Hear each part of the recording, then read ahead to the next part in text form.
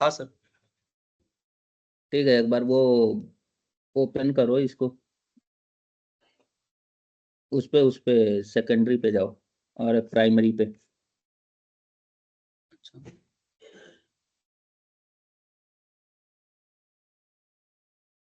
Okay, यहाँ पे इसका पीजी डेटा दिखाना मेरे को, पीजी डेटा क्या है इसका।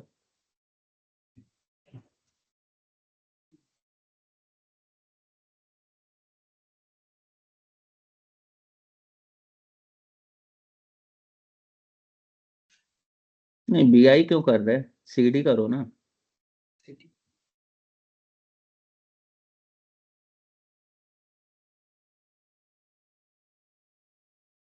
पहले साइड। पीडब्ल्यूडी करो।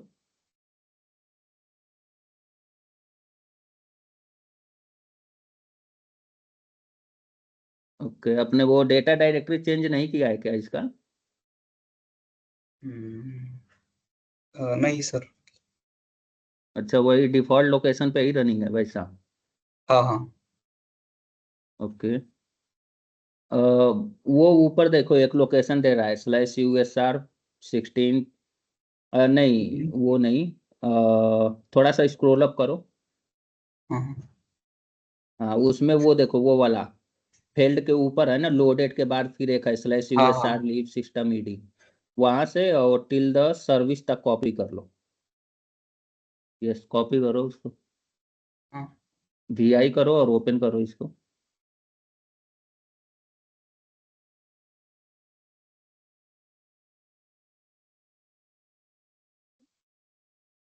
हम्म।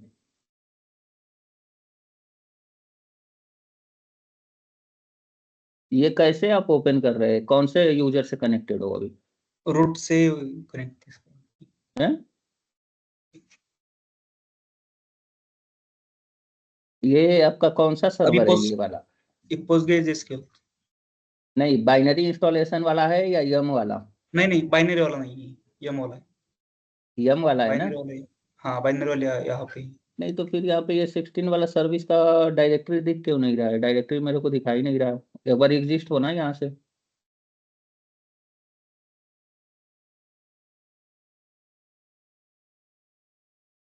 भाई पोस्टग्रेस से कनेक्टेड हो ना, तो कैसे दिखाएगा, रूट से कनेक्ट हो।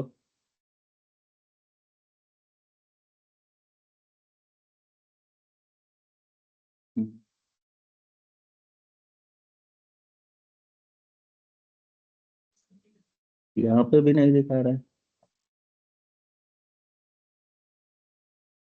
एक बार सिस्टम सीटीएल वो करना। एक मिनट। हाँ हाँ सर। हम्म, नीचे, हाँ, थोड़ा नीचे आना। ठीक, तो है यहाँ पे तो कोई चीज चेंज किया नहीं है, ठीक है, इसको सेव करना।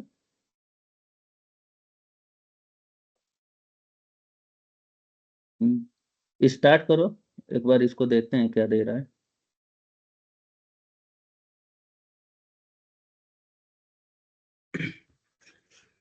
एक बार पहले उससे पोस्टग्रेस से कनेक्ट हो जाओ एक बार, पोस्टग्रेस से कनेक्ट होकर पीजीसीटीएल से स्टेटस चेक करो इसका।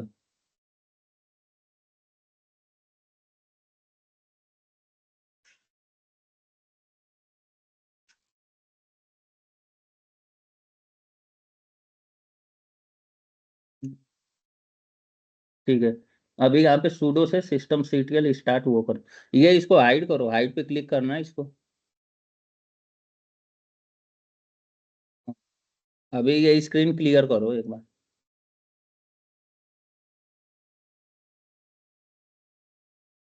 हम्म, अब भी करो इसको।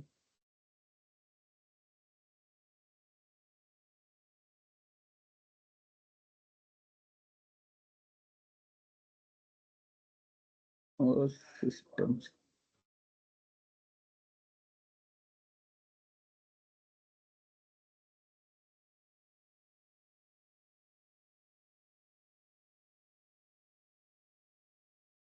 टैब प्रेस करो, खुद आ जाएगा।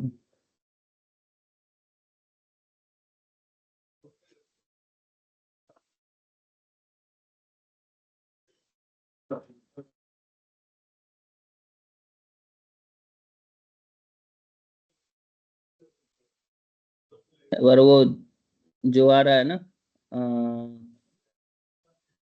जर्नल CTL-XC उसको कॉपी करो और पेस्ट करो।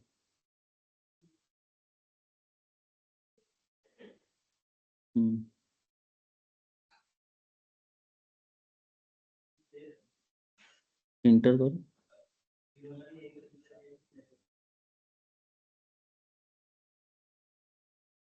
ये अपने होस्ट नेम यहाँ पे चेंज कर दिया है क्या?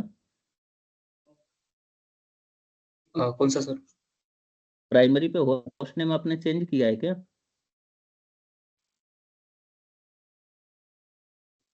इसको एक बार सेव करो।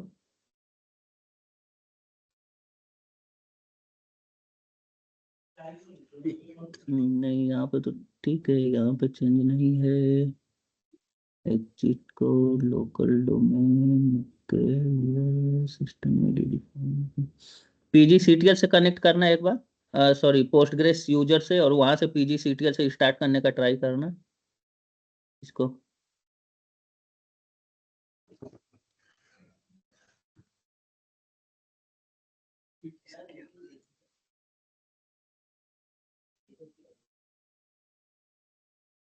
नहीं ये PGCTL से स्टार्ट करने का ट्राई करो, सिस्टम CTL से नहीं बोल रहा।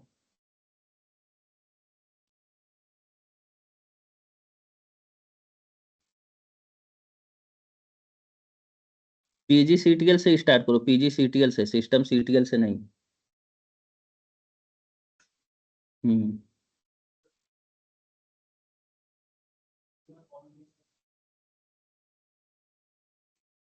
और लॉग डायरेक्टरी नहीं दिखा रहा है, एक बार CD PG डेटा जाना।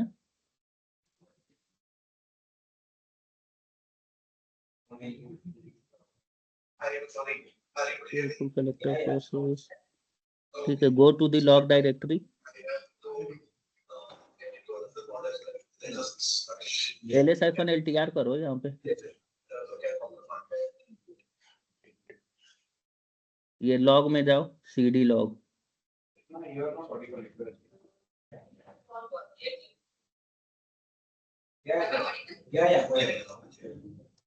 यहाँ पे LS-LTR करो।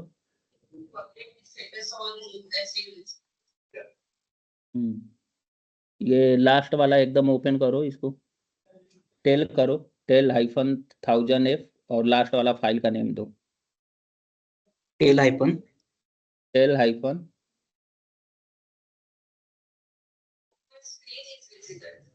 PAIL स्पेस -F -1000F दे दो वैसा। 1000F हाँ 1000F 1000 स्पेस मत दो हाइफन के बाद।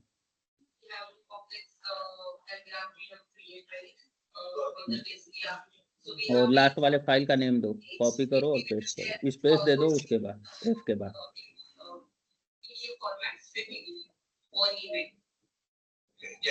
यही से ना? हाँ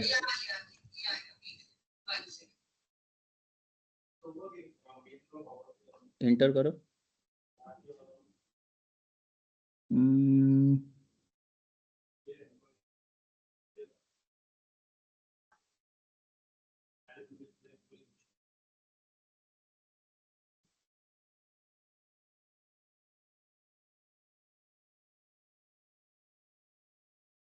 ये आपने फिजिकल बैकअप एंड रिकवरी किया है क्या इस पे?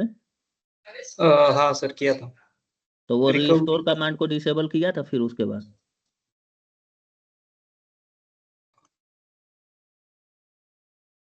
कुछ याद हैं? नहीं सर, किया था या नहीं। भाई वो मेन है, ऐसा मत किया करो। वही चीज अगर कंपनी में कर दोगे ना तो आपका डेटाबेस ही फिर से फट जाएगा। वो एक छोटा सा वैसा नहीं है, उसको याद रखने का, वो मैंने बोला ही है। रीस्टोर रिकवरी करने के बाद एक बार डेटाबेस सब हो जाए, सबसे पहला काम है रिस्टोर कमांड जो है उसको जाके सबसे पहले डिसेबल करना है, यहाँ से एग्जिस्ट होना एक बार। CD और एक स्टेप बैक जाओ के बाद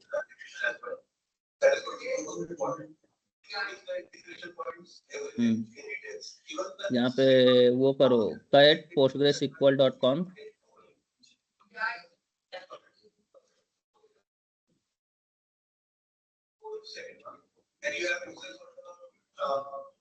कौन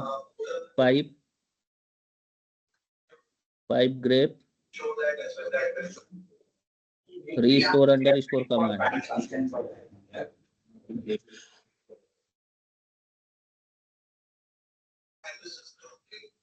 अंडर स्कोर कमांड अंडरस्कोर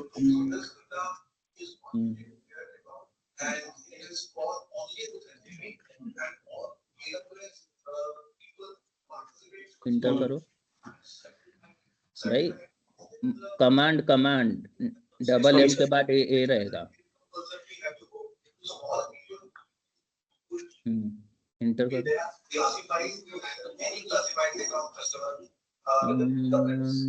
ठीक है, डिसेबल तो है।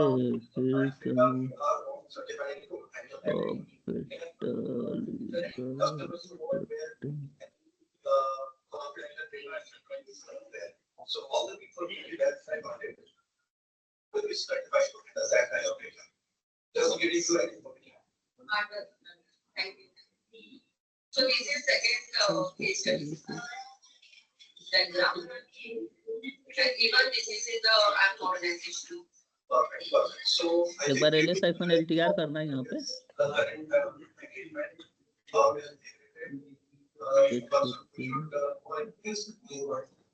ये डेटाबेस आपका अभी भी रिकवरी सिग्नल में मोड में क्यों है ये पॉइंट इन टाइम रिकवरी आपने इस पे किया था क्या? हाँ सर, मतलब वीडियो देख के जो आपने किया था वही किया था। नहीं, जब जो मैंने किया अगर वो आप किए रहते तो ऐसा वो आएगा ही नहीं आपका। ये पॉइंट इन टाइम रिकवरी किए थे, उसके बाद एक कमांड होता है, वो रन किया था क्या आपने? कौन सा सर? मतलब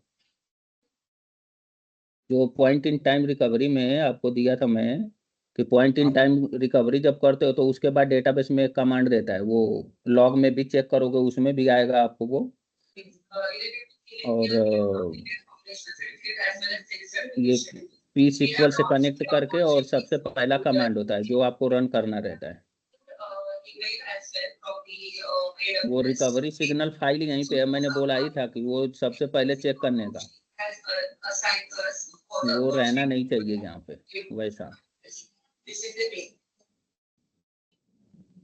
प्रॉब्लम तो वहीं से है। ये डेटाबेस को आपने बंद किया बट प्रॉपर मैप किया था। बैकअप आपने कहाँ लिया हुआ है? एक बार बैकअप लोकेशन पे जाना।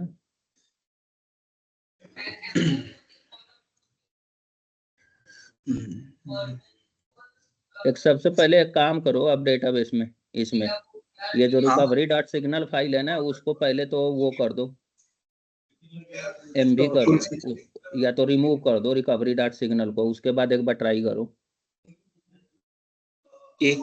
हाँ, उसको रिमूव करो। Okay sir. ये स्पेस में देखो, ये सब चीजें बहुत क्रिटिकल होती है। अगर एक जगह से कहीं पे मिस हुआ ना, एक छोटा सा भी चीज, आपका डेटाबेस मतलब अलग ही इशू में चला जाएगा। इसलिए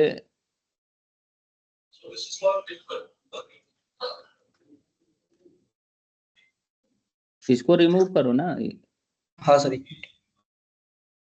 तो वैसे थोड़े डायरेक्ट थोड़े होगा, पहले पीजी डेटा लोकेशन पे तो जाओ आप।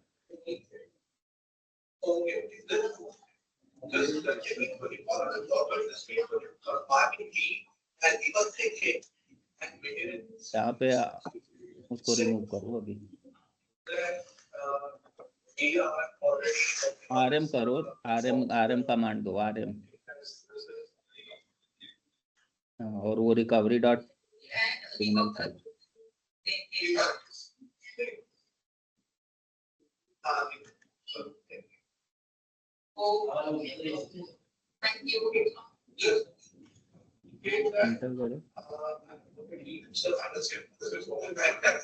अभी एक बार एलएस आइफन एलटीआर करना।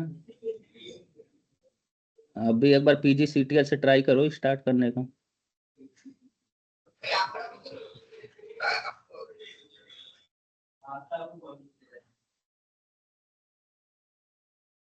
ये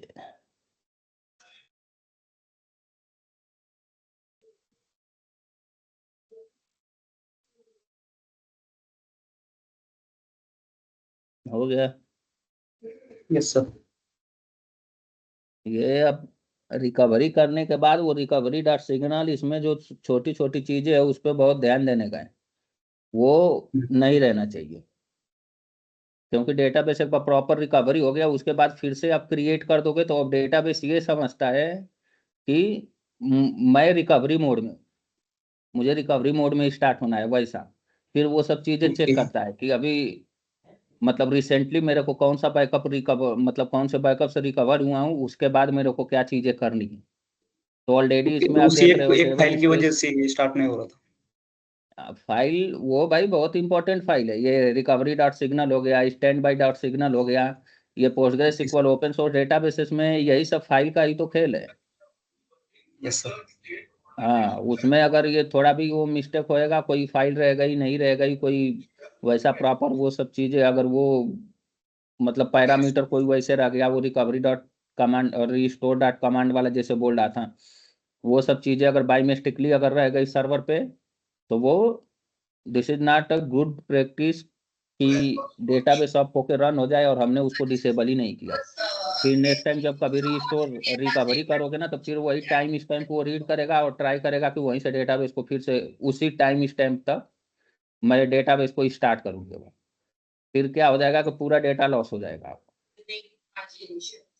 तो ऑलवेज यस। ट्राई कि जो हमने प्रोसेस किया है और जो हमने सिखाया है वो चीजें वैसे प्रॉपरली उसको फॉलो करो। और रिकवरी डॉट सिग्नल आपको मैन्युअली क्रिएट करना है, लेकिन एक बार जब डेटाबेस रिकवर करके आप स्टार्ट कर दिए तो उसके बाद ऑलवेज रिमेंबर कि आके आपको चेक करना है कि जो table space underscore map dot old file है, backup underscore label dot old file है, ये दोनों को आपको रिमूव करना है। रिकवरी डॉट सिग्नल फाइल जैसे ही डेटाबेस स्टार्ट होता है वो ऑटोमेटिकली डिलीट हो जाती है, रिमूव हो जाती है, वो नहीं होना चाहिए। और table space underscore map और बैकअप अंडर स्कोर लेबल, ये दोनों जो है कि पहले वैसे नेम से रहती है, ये बाद में जैसे डेटाबेस स्टार्ट हो जाता है तो recovery dot yes sir. Signal remove हो जाएगी और ये दोनों जो है कि वो हो जाएगा, मतलब ठीक है, यस सर। ये दोनों ओल्ड नेम से रीनेम हो जाएंगे। भाई आप दोनों लोगों ने अभी कुछ बताया नहीं, कहाँ पे हो आप दोनों? Thank you sir. Okay, no problem. आप लोगों ने कहाँ तक का टेस्टिंग किया है भाई? मेरा बैकअप के आगे चल रहा है और मेरा बस फाइल को वो करना है, कॉपी एंड क्या चीज? सेटअप करना, बस सेटअप करना है। पर सेटअप मैं कल कर लिया, परसों कर लिया होता, पर मेरे को फिर ये हुआ कि मेरे स्क्रीन में प्रॉब्लम आ गई, तो हो सके तो स्क्रीन चेंज हो या लैपटॉप चेंज हो, तो इसलिए मैं रुक गया, फिर सेटअप नहीं किया। इसके मैं ट्राई कर रहा था बैठ नहीं मतलब मेरे में सब तो कुछ हो आप गया। फिर ये फिजिकल, रेप्लिकेशन का सेटअप कर रहे हो वैसा? हाँ अब फिजिकल बैकअप और उसका रिकवरी कर रहा था, तो करके गया, मतलब अब नहीं मतलब मैं हाँ क्या पूछ रहा, रेप्लिकेशन का। रेप्लिकेशन का सेटअप कर रहे हो कौन से स्टेज पे हो, मैं वो बोल रहा, मतलब कौन से पॉइंट पे, कौन से चैप्टर चल रहा, रेप्लिकेशन वाला चल रहा, फिजिकल बैकअप एंड रिकवरी चल रहा, क्या चल रहा है? नहीं नहीं नहीं, फिजिकल बैकअप रिकवरी हो गया, रेप्लिकेशन स्टार्ट करना है, बस उसका सेटअप करना है। अच्छा। क्योंकि फिर मैं इसलिए रुक गया क्योंकि स्क्रीन प्रॉब्लम है थोड़ा मेरे लैपटॉप की, तो सर को बोला हूँ आज या कल में, वो बोले हैं सर कि आज ही आएगा तो करवा देता हूँ। बस इसका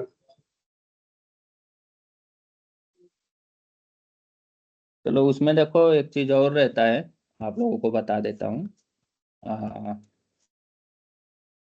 डेटाबेस रेप्लिकेशन वाला जो है ना, ठीक है, तो अभी आप लोगों का क्या वो मेमोरी, मतलब ये जो है क्या बोलते हैं, रैम बोला है रैम इंक्रीज हुआ है क्या? नहीं सर, बोला है वो कर देंगे आज कल।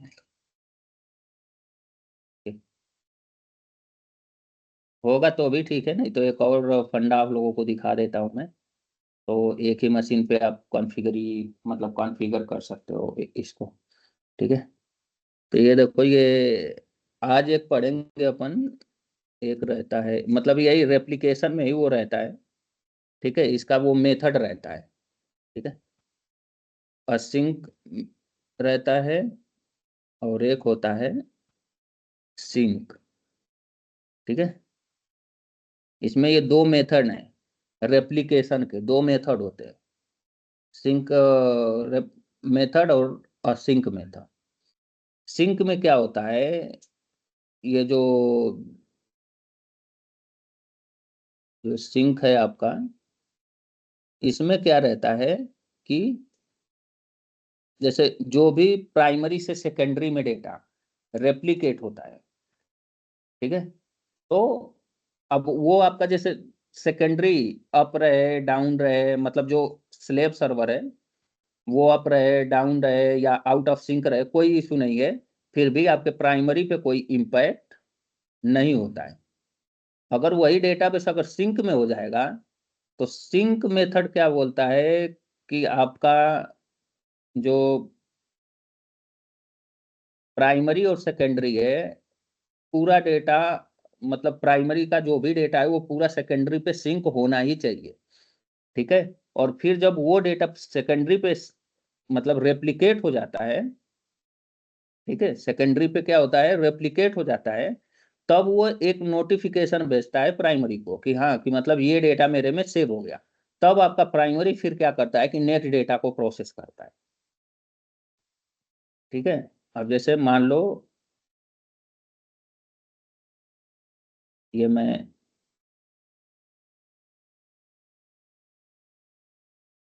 इनके लिए बना दिया और ये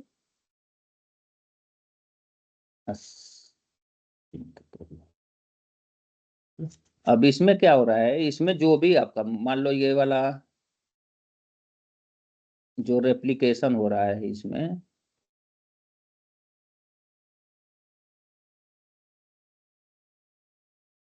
ये जो रेप्लिकेशन हो रहा है ये असिंक मेथड में मान लो कि हो रहा है। ठीक है,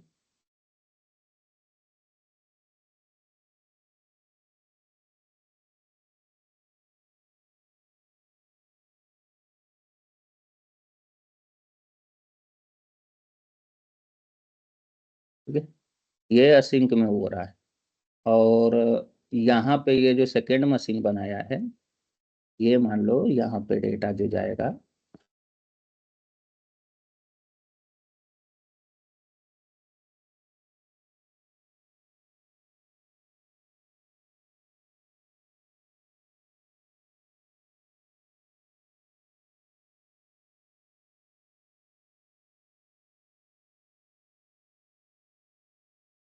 यहाँ पे जो डेटा आएगा वो सिंक में आएगा।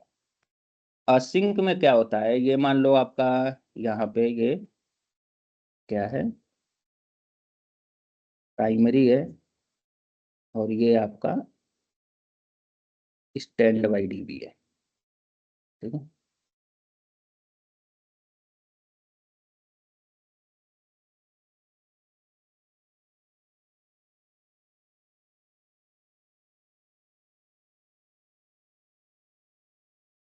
ठीक है, वो प्राइमरी डीबी है, ये स्टैंड बाई डीबी है। वैसे ही यहाँ पे ये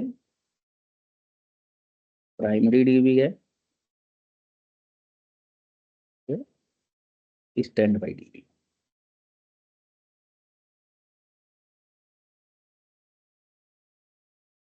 इसमें क्या होता है जैसे सिंक असिंक वाला है, ठीक है, असिंक से जो भी डेटा है, सिंक से ये पूरा डेटा मान लो इधर ट्रांसफर हो रहा है। ओके, पूरा डेटा ये आपका ट्रांसफर हो रहा है प्राइमरी से सेकेंडरी में। ठीक है, ड्यू टू सम रीजन मान लो आपका सेकेंडरी वाला डेटाबेस क्रैश हो गया।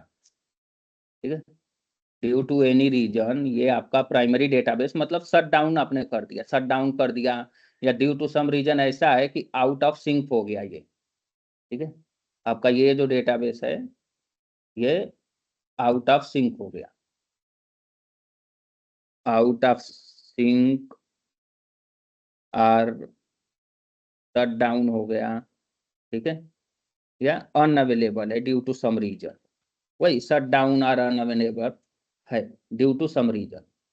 अब इसमें क्या होगा, इससे आपका सेकेंडरी में जो भी डेटा यहाँ पे रेप्लिकेट हो रहा है, ठीक है, ये कोई मतलब कि इंफॉर्मेशन या ऐसा कुछ नोटिफिकेशन प्राइमरी को सेंड नहीं कर रहा है कि हाँ जो भी डेटा यहाँ से आप में मतलब नया डेटा आया है वो सेकेंडरी पे रेप्लिकेट हो चुका है, मेरे यहाँ सेव हो चुका है, now you can go for the next data. और ऐसा कुछ नहीं होता है, ठीक है। जो भी डेटा है प्राइमरी में आ रहा है वो सेकेंडरी पे जा रहा है, ठीक है। अगर डेटा ये अप है, रनिंग है, सब डेटा अपना आता जाएगा प्रॉपरली, ये स्टैंड बाई डेटाबेस सिंक में रनिंग रहेगा, ठीक है। ड्यू टू एनी रीजन अगर आपका सेकेंडरी बंद भी हो जाता है, आउट ऑफ सिंक हो जाता है, कुछ भी हो जाता है, तो प्राइमरी पे कोई इम्पैक्ट नहीं पड़ेगा, ठीक है। आपका primary as it is running रहेगा। There is no availability issue with the application. Application पूरा प्राइमरी से प्रॉपरली कनेक्टेड रहेगा और यहाँ पे अपना जो भी नए डेटा मतलब जो भी रीड राइट ऑपरेशन हो रहे हैं सब होता रहेगा प्राइमरी से। सिंक में क्या होता है, इस सिंक में आपका जैसे क्या है कि यहाँ से रेप्लिकेशन डेटा आ रहा है, okay.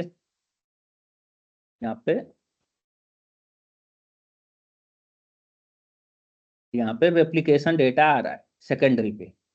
Due to some reason ऐसा हुआ कि आपका सेकेंडरी जो है क्या हो गया,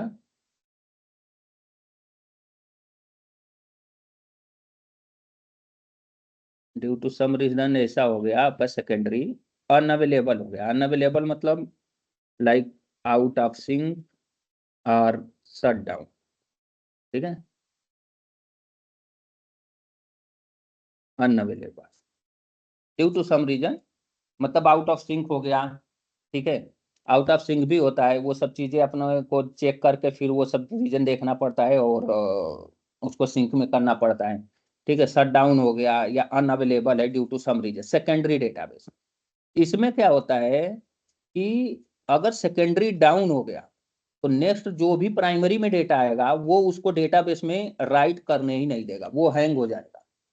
जब तक कि सेकेंडरी को ये क्या करता है, जैसे कोई नया डेटा इसमें आया, वो सेकेंडरी पे जब रेप्लिकेट होता है, जब सेकेंडरी में सेव होता है, तब सेकेंडरी सर्वर उसको क्या होता है नोटिफिकेशन सेंड करता है प्राइमरी को। फिर से नोटिफिकेशन एक सेंड करता है कि लाइक ये प्राइमरी को क्या करेगा, यहाँ से एक नोटिफिकेशन सेंड करेगा कि लाइक डेटा जो है कि मेरे में सेव हो गया है, ठीक है।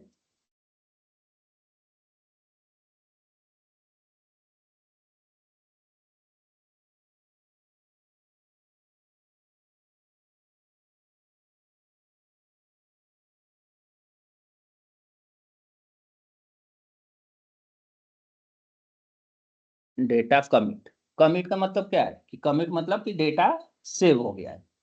तो ये क्या होता है, जब सेकेंड प्राइमरी से कोई भी डेटा प्राइमरी में जैसे नया डेटा आता है और वो सेकेंडरी पे जब रेप्लिकेट होता है, वो जब सेकेंडरी में सेव होगा तो वो इंफॉर्मेशन वो प्राइमरी को सेंड करता है कि हाँ जो डेटा यहाँ से आपके यहाँ से ट्रांसफर हुआ था वो डेटा मेरे में सेव हो गया है। तो वो इंफॉर्मेशन उसको नोटिफिकेशन सेंड करता है कि हाँ डेटा सेव हो गया है। फिर प्राइमरी क्या करता है, नेक्स्ट डेटा को फिर मतलब कि रिसीव करता है और फिर से प्रोसेस करता है। वैसा अगर कोई नया डेटा प्राइमरी में आया, वो रेप्लिकेट सेकेंडरी पे हुआ और ड्यू टू सम रीजन ऐसा हुआ कि आपका सेकेंडरी अनअवेलेबल है या वो डेटा इसमें सेव ही नहीं हुआ या आपका ये डेटा बेस अनअवेलेबल है, ठीक है, या शट डाउन है, तो ये क्या होगा, नेक्स्ट ट्रांजेक्शन आपका प्राइमरी रिसीव ही नहीं करेगा, वो हैंग हो जाएगा, वहीं पे रोक देगा जब तक कि जो प्राइमरी ने इससे पहले वाला जो डेटा इसको सेंड किया है, जब तक कि वो डेटा यहाँ पे रेप्लिकेट ना हो जाए, यहाँ पे सेव ना हो जाए, तब तक वो कोई दूसरा ट्रांजेक्शन रिसीव करेगा ही नहीं। समझे क्या मतलब, प्राइमरी में क्या है, कोई डेटा यहाँ पे रेप्लिकेट हो रहा है, उसके लिए कोई नोटिफिकेशन स्टैंड बाई प्राइमरी को सेंड नहीं कर रहा, ठीक है। तो यहाँ पे क्या है, आपका प्राइमरी आउट ऑफ सिंक हो, सिंक में रहेगा, वेल एंड गुड है। Due to some reason unavailable है और आउट ऑफ सिंक है, इससे प्राइमरी के वर्क पे कोई इम्पैक्ट नहीं होगा।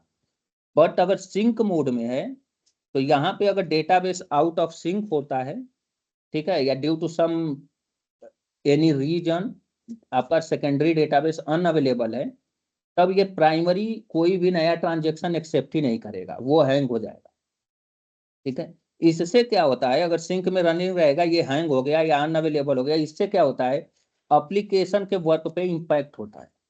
रीजन वो कोई नया ट्रांजेक्शन रिसीव ही नहीं करेगा तो फिर वो क्या होगा, एक तरह से सेम लाइक कि डाउन टाइम जैसा हो गया, मतलब हैंग हो गया, काम ही नहीं कर रहा।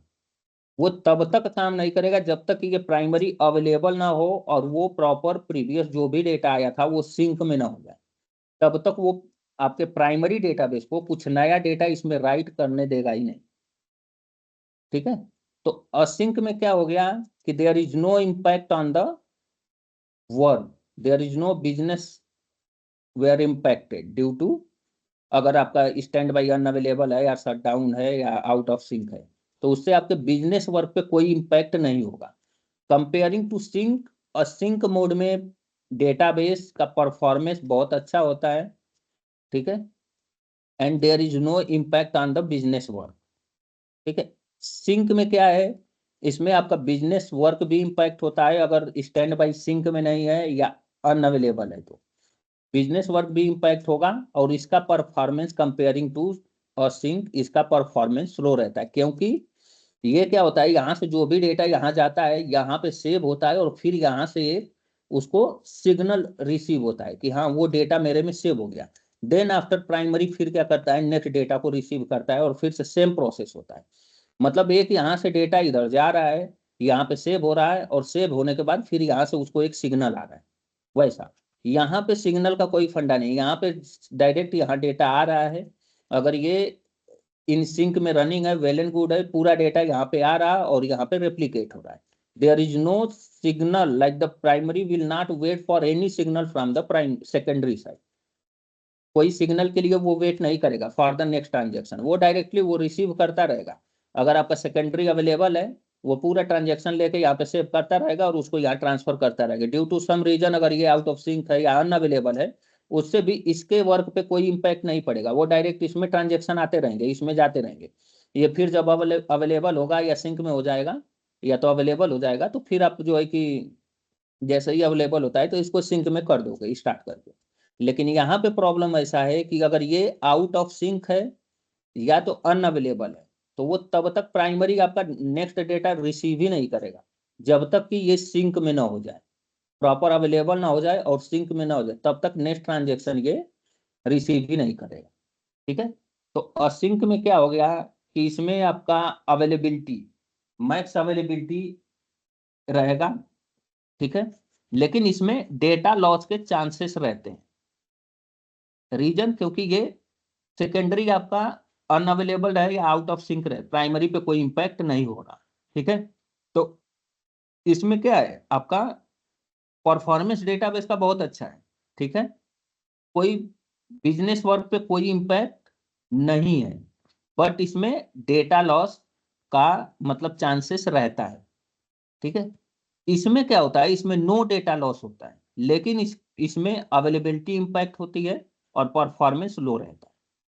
तो इसको बोलते हैं कि मैक्सिमम परफॉर्मेंस, और सिंक जो रहता है इसको बोलते हैं मैक्सिमम परफॉर्मेंस। ठीक है, maximum performance either you can say maximum availability और परफॉर्मेंस।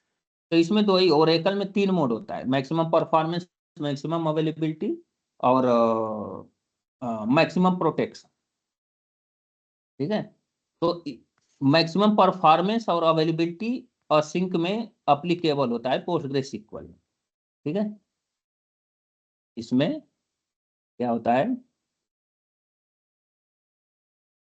मैक्सिमम परफॉर्मेंस और मैक्सिमम अवेलेबिलिटी ओके रहता है। इसमें क्या होता है, इसमें मैक्सिमम प्रोटेक्शन रहता है, इसको बोलते हैं मैक्सिमम प्रोटेक्शन।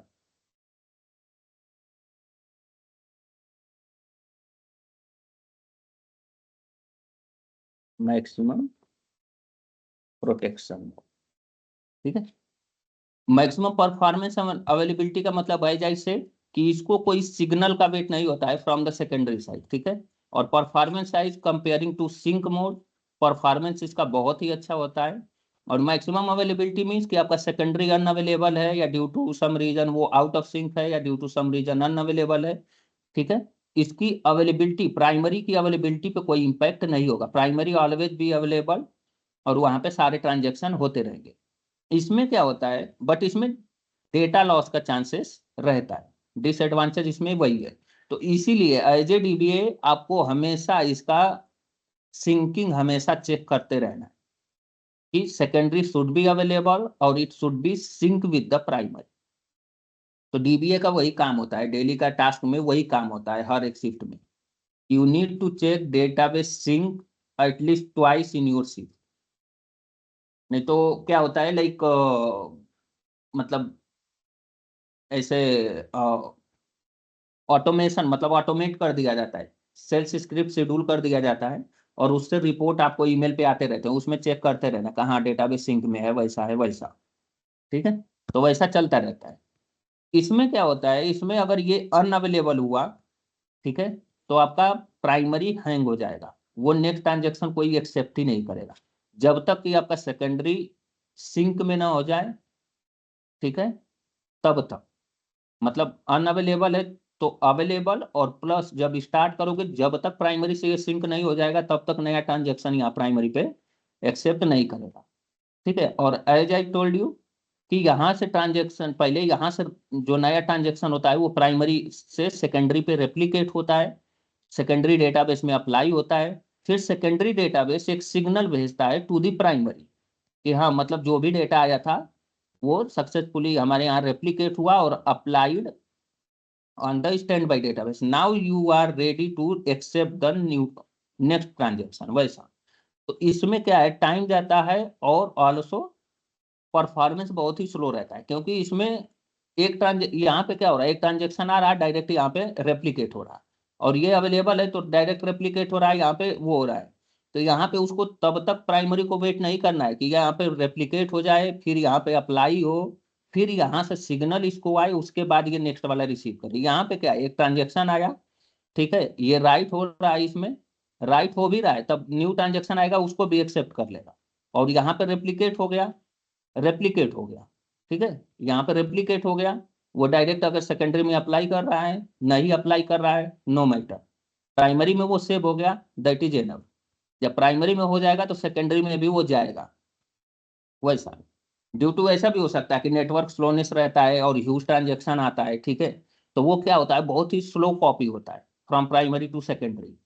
ठीक है, तो अब इसके इम्पैक्ट में कोई इशू नहीं आएगा प्राइमरी वाले में, वो उसमें नए ट्रांजेक्शन आते रहेंगे, राइट होता रहेगा, जैसे ही नेटवर्क स्लोनेस इशू या कुछ वैसा हुआ, वो इशू फिक्स हुआ, फिर वो पूरा सेकेंडरी पे अप्लाई हो जाएगा। यहाँ पे क्या है, जब तक कि वो यहाँ पे पूरा रेप्लिकेट नहीं हो जाता, डेटाबेस में अप्लाई नहीं हो जाता, और जब तक स्टैंड बाई से प्राइमरी को सिग्नल नहीं मिल जाता, तब तक आपका प्राइमरी नेक्स्ट ट्रांजेक्शन एक्सेप्ट नहीं करेगा। मींस असिंक मोड में उतने देर में अगर 10 ट्रांजेक्शन आते हैं तो वो 10 के 10 ट्रांजेक्शन को असिंक मोड में डेटाबेस, प्राइमरी डेटाबेस एक्सेप्ट कर लेगा। लेकिन सिंक मोड में ये तब तक वो 10 ट्रांजेक्शन को, मतलब प्रीवियस वाले 10 ट्रांजेक्शन को एक्सेप्ट नहीं करेगा जब तक कि करंट वाला ट्रांजेक्शन प्रॉपरली यहाँ पर रेप्लिकेट होके और यहाँ से सिग्नल ना आ जाए।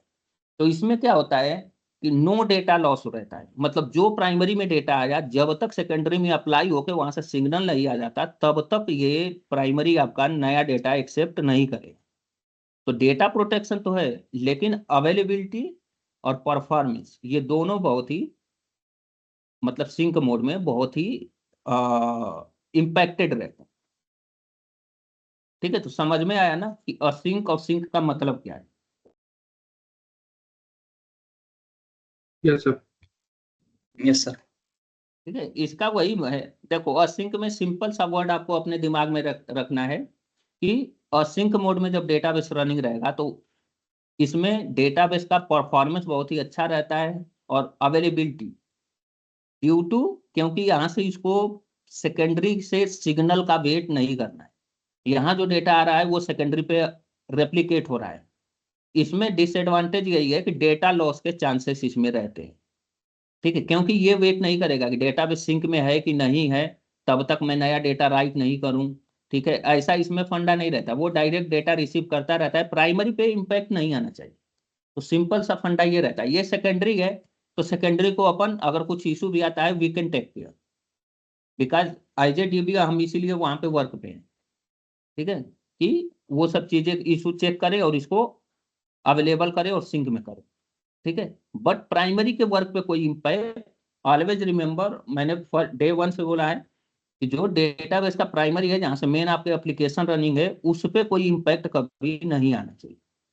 उसका परफॉर्मेंस वेल एंड गुड होना चाहिए और वो ऑलवेज अवेलेबल होना चाहिए, ठीक है। तो इसमें ये आपका डेटा, प्राइमरी डेटाबेस हमेशा अवेलेबल रहेगा, इवन आपका ये आउट ऑफ सिंक रहे, स्टैंड बाई डेटाबेस और अनअवेलेबल है, लेकिन यहाँ पे ट्रांजेक्शन पे कोई इम्पैक्ट नहीं पड़ेगा, यहाँ के कनेक्शन पे कोई इम्पैक्ट नहीं पड़ेगा।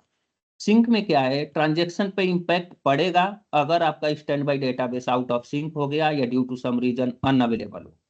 आपके प्राइमरी पे जो भी ट्रांजेक्शन आएंगे ड्यूरिंग वो वाला टाइम, जो टाइम पे ये आउट ऑफ सिंक है या अनअवेलेबल है, वो टाइम पे वो नए ट्रांजेक्शन को एक्सेप्ट करेगा ही नहीं, जब तक कि यहाँ पे ये जो मतलब प्रीवियस डेटा थे वो यहाँ पे प्रॉपर रेप्लिकेट होके, यहाँ पे अप्लाई होके और प्राइमरी को फिर से सिग्नल ना दे दे कि हाँ जो भी डेटा यहाँ आया था वो successfully committed in the stand by database. Committed means saved in the stand by database, successfully replicated in the stand by data, ठीक है। तो वो रेप्लिकेट सेव होने के बाद फिर सिग्नल प्राइमरी को भेजता है, उसके बाद प्राइमरी फिर नेक्स्ट ट्रांजेक्शन को एक्सेप्ट, वैसा। तो यहाँ पे क्या हो रहा है कि अवेलेबिलिटी इंपैक्ट हो रही है। अगर मान लो आपका स्टैंड बाई डेटाबेस में इशू ही आ गया और वो अनअवेलेबल है, अब वो क्या 2-4 घंटे अनअवेलेबल रहेगा, इसका मतलब कि प्राइमरी पे कोई ट्रांजेक्शन होगा ही नहीं, उससे क्या है आपका कि आपका अवेलेबिलिटी इशू है। बाकी परफॉर्मेंस का आपको बताया ही कि जितने देर में ये एक ट्रांजेक्शन को कमिट मतलब यहाँ से ट्रांसफर करेगा, यहाँ सेव करेगा, फिर यहाँ से सिग्नल भेजेगा, उतने में सिंक वाले में मतलब उससे कई गुना जो है कि ज्यादा ट्रांजेक्शन ऑलरेडी सेव हो गए हैं। तो वैसा होता है, परफॉर्मेंस इंपैक्ट होता है, ठीक है, और अवेलेबिलिटी इंपैक्ट होती है। प्रोटेक्शन आपको मिलेगा, डेटा प्रोटेक्शन मिलेगा, रीजन क्योंकि जब तक प्राइमरी का डेटा सेकेंडरी में अपडेट नहीं हो जा रहा तब तक वो प्राइमरी को नेक्स्ट डेटा राइट करने के लिए सिग्नल ही नहीं देगा, तो वो तब तक वेट करेगा, ठीक है। तो अब ये दोनों में से बताओ कौन सा बेटर है company environment. Always remember async वाले पे ही मैक्सिमम डेटाबेस चलते हैं, ठीक है। क्योंकि अगर ये वाला सेट करेंगे ड्यू टू सम रीजन, अगर मान लो सेकेंडरी बाई चांस आपने इसको अगर बंद ही किया ना, तब भी आपके प्राइमरी के सारे ट्रांजेक्शन हैंग हो जाएंगे, ओके। यस फिर यस सर। सर। हाँ, अभी इसका मैं आप लोगों का मतलब वो दिखाता हूँ।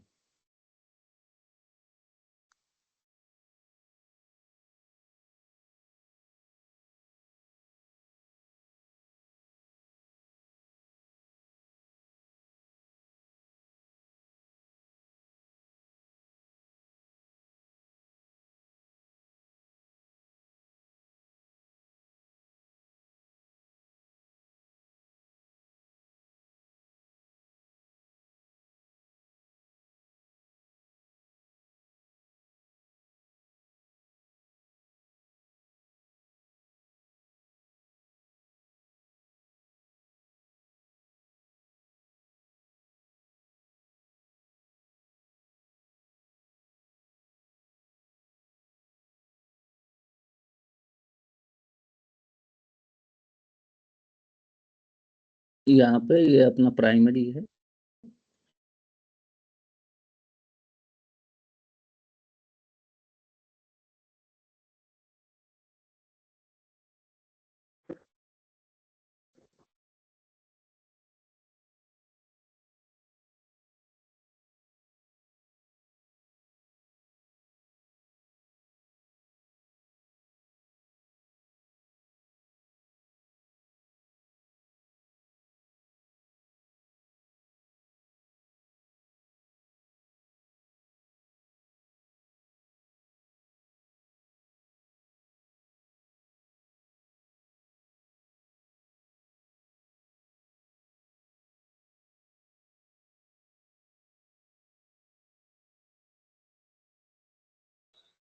हेलो। हेलो। हाँ, ठीक है, मामला नेटवर्क चला गया।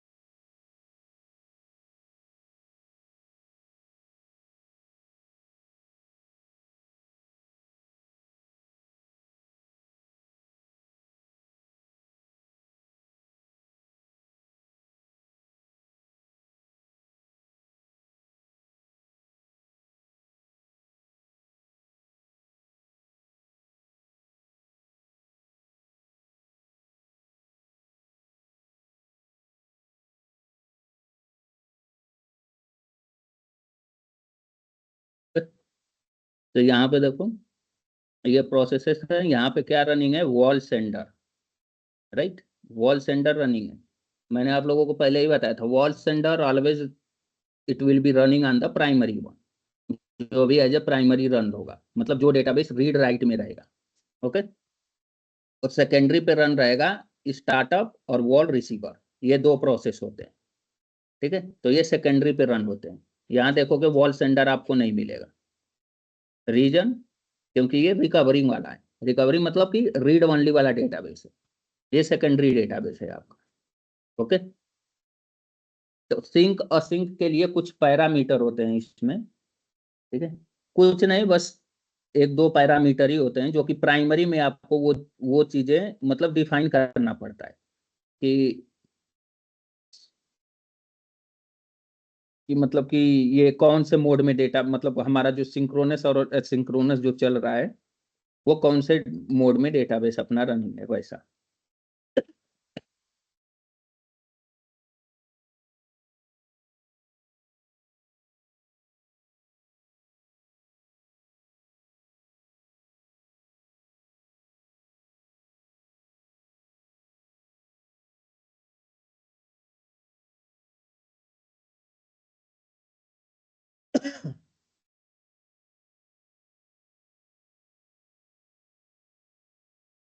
ये आपका प्राइमरी डेटाबेस है, I told you, ये आपका प्राइमरी है, लाइक स्लैश एल आपने किया, इतने सारे डेटाबेस हैं, स्लैश dt किया, इतने सारे टेबल्स हैं, स्लैश यहाँ पे भी स्लैश dt किया, तो यहाँ पे भी दो टेबल है, ओके। तो यहाँ पे वही अगर क्रिएट टेबल सपोज p1 दे दिया, id int मतलब integer, okay, id table create हो गया। अब स्लैश dt करेंगे, यहाँ पे अभी 3 टेबल आएगा, same table will be replicated here, t1 यहाँ पे भी आ गया, ओके।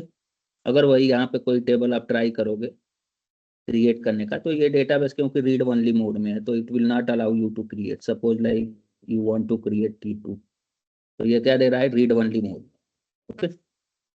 तो ये ऐसा डेटाबेस है। अब प्राइमरी पे ही जो आपको चेंजेस करने हैं ना सिंक के लिए, वो प्राइमरी पे ही रहते हैं। तो अपन जाते हैं cd,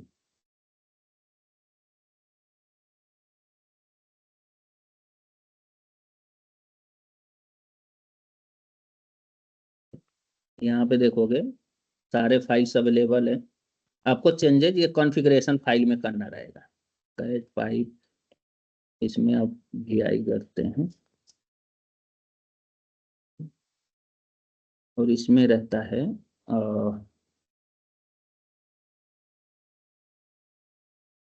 एक होता है समथिंग लाइक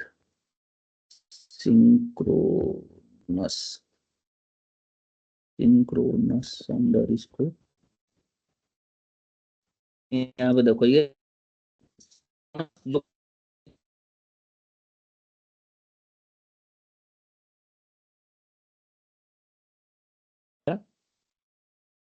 एक और रहता है सिंक्रोनस,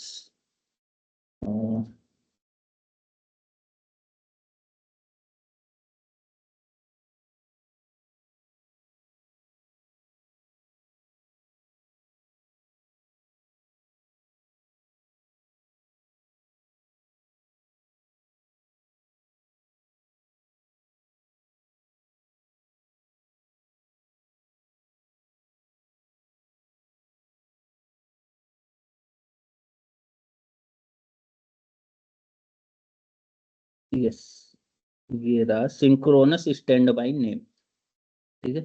तो यहाँ पे सिंक्रोनस स्टैंड बाई नेम का मतलब क्या होता है कि इसको इनेबल करना है आपको, ठीक है। यहाँ पे आपको जो स्टैंड बाई डेटाबेस है, ये वाला जो डेटाबेस है, इसका आपको नेम देना है यहाँ पे, ठीक है।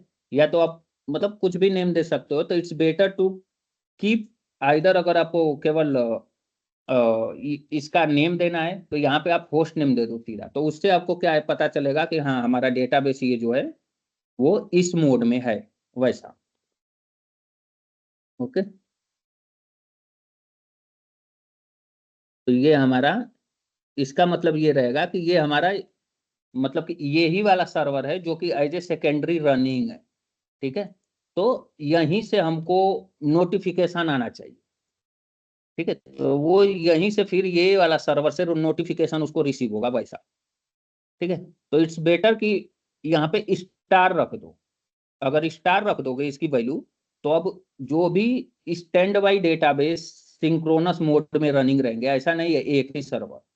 अगर मल्टीपल सर्वर रहेंगे, अगर केवल पर्टिकुलर होस्ट का आप नेम देना चाहते हो, ठीक है, तो आपको सिंगल कोड में होस्ट का नेम देना पड़ेगा, कामा देके फिर सेकंड होस्ट का, सेकंड सर्वर के होस्ट का नेम दो, फिर वैसे ही थर्ड सर्वर के होस्ट का नेम दो, वैसा।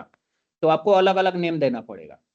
ठीक है, तो बेटर है कि सिंगल कोड में स्टार दे दो, तो वो ऑटोमेटिकली जो भी सिंक सर्वर रहेंगे, मतलब रेप्लिकेशन वाले सर्वर, सेकेंडरी सर्वर रहेंगे, उनको ऑटोमेटिकली वो कंसीडर कर लेगा। स्टार का मतलब वही होता है। तो यहाँ देखो कि वो दिया हुआ है स्टार इक्वल टू ऑल, मतलब जो भी रेप्लिकेशन, मतलब अपने ये क्लस्टर में जितने भी प्राइमरी और सेकेंडरी डेटाबेस है, automatically it will detect all दो सर्वर और उनको रीड करेगा और उनसे मतलब उनका इंफॉर्मेशन वो कैच करके रख लेगा वैसा। तो बेटर है कि इसका वैल्यू स्टार रख। तो यहाँ पे हमने ये दोनों पैरामीटर सेव कर दिया। ठीक है, अब इसको अपन क्या करेंगे, सेव करेंगे।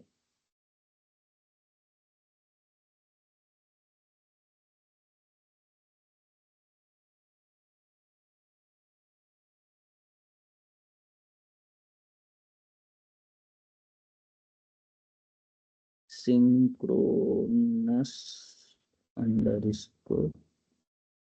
ठीक है, तो यहाँ देखो ये कमिट ऑन वो इनेबल है, और ये सिंक्रोनस स्टैंड बाई नेम्स वहां पे हमने स्टार्ट दे दिया हुआ है। ठीक है, तो ये दोनों इनेबल हो गए। अभी अपन क्या करेंगे, सर्विस को रीस्टार्ट करेंगे। ठीक है, उससे पहले एक चीज दिखा देता हूँ। ठीक है, यहाँ पे जैसे स्लैश dt है। ठीक है, अब T1 हमने यहाँ पे अभी जस्ट क्रिएट किया था, राइट।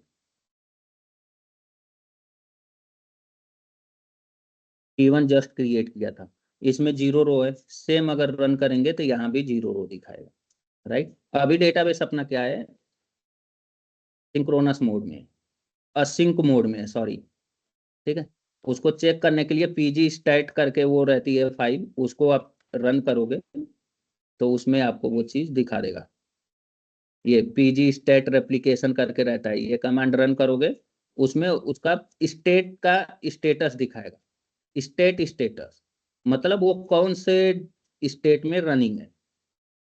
तो यहाँ देखोगे तो आपको सिंक स्टेट क्या दिखा रहा है, और सिंक मतलब अभी डेटाबेस आपका क्या है, स्ट्रीमिंग चल रहा है ये सर्वर के लिए, और डेटाबेस जो रेप्लिकेशन मोड है वो असिंक मोड में रनिंग है, राइट। तो अभी हम क्या कर रहे हैं, इसमें डेटा इंसर्ट कर रहे हैं। Insert into T1 select generate series 1 to 100। Okay, तो ये यहाँ पे डेटा 100 आ गया। यहाँ पे सेम अगर ये रन करोगे तो 100 यहाँ पे दिखा रहा है। ठीक है, अब सपोज मान लो यहाँ पे आपका ये जो सेकेंडरी डेटाबेस है इसको हमने बंद कर दिया अभी।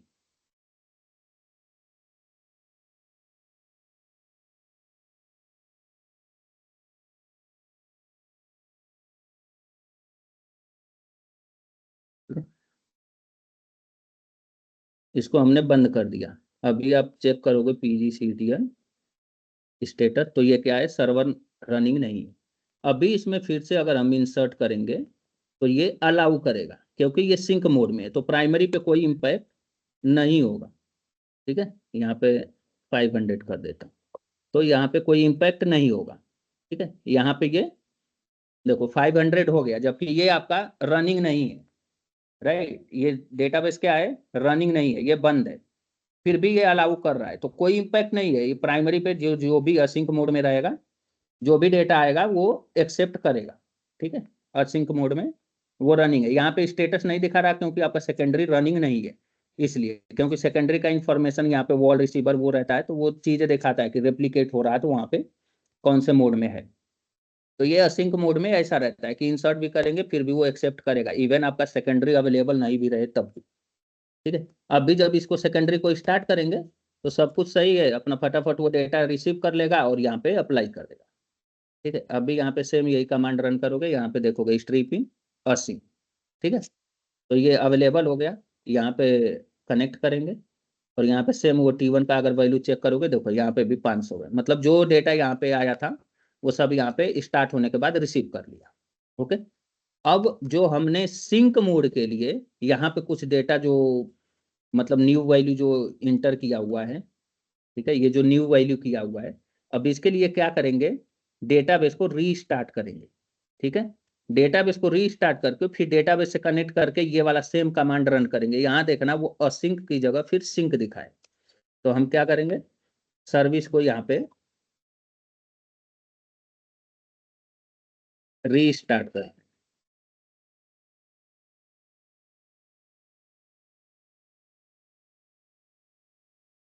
ठीक है, सर्विस रीस्टार्ट हो गई।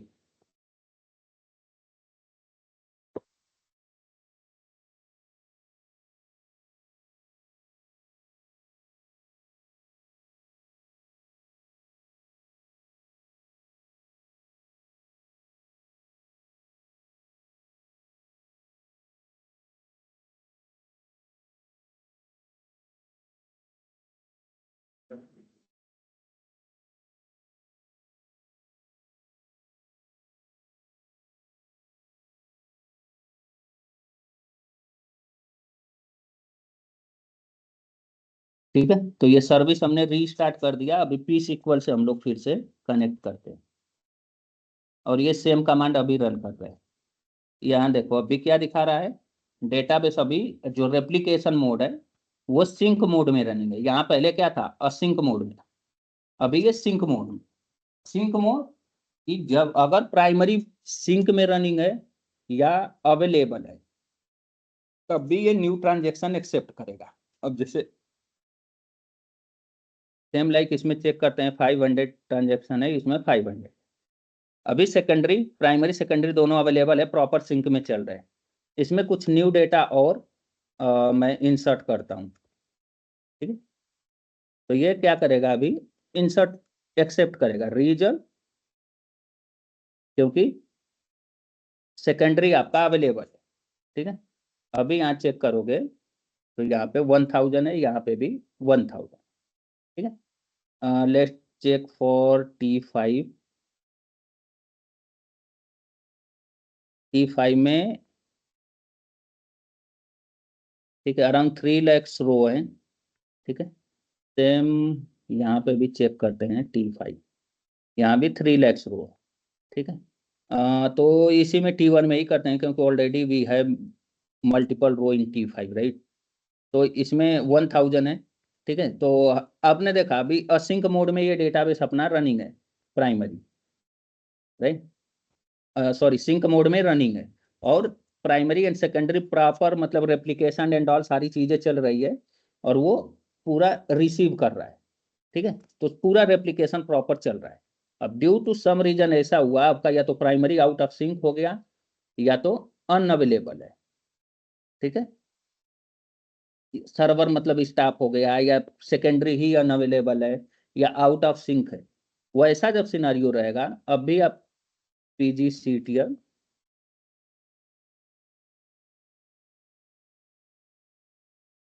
स्टेटस चेक करोगे तो सेकेंडरी अभी क्या है, अनअवेलेबल है। अब सेम हम क्या करते हैं, यहाँ पे ट्राई करते हैं डेटा इंसर्ट करने का।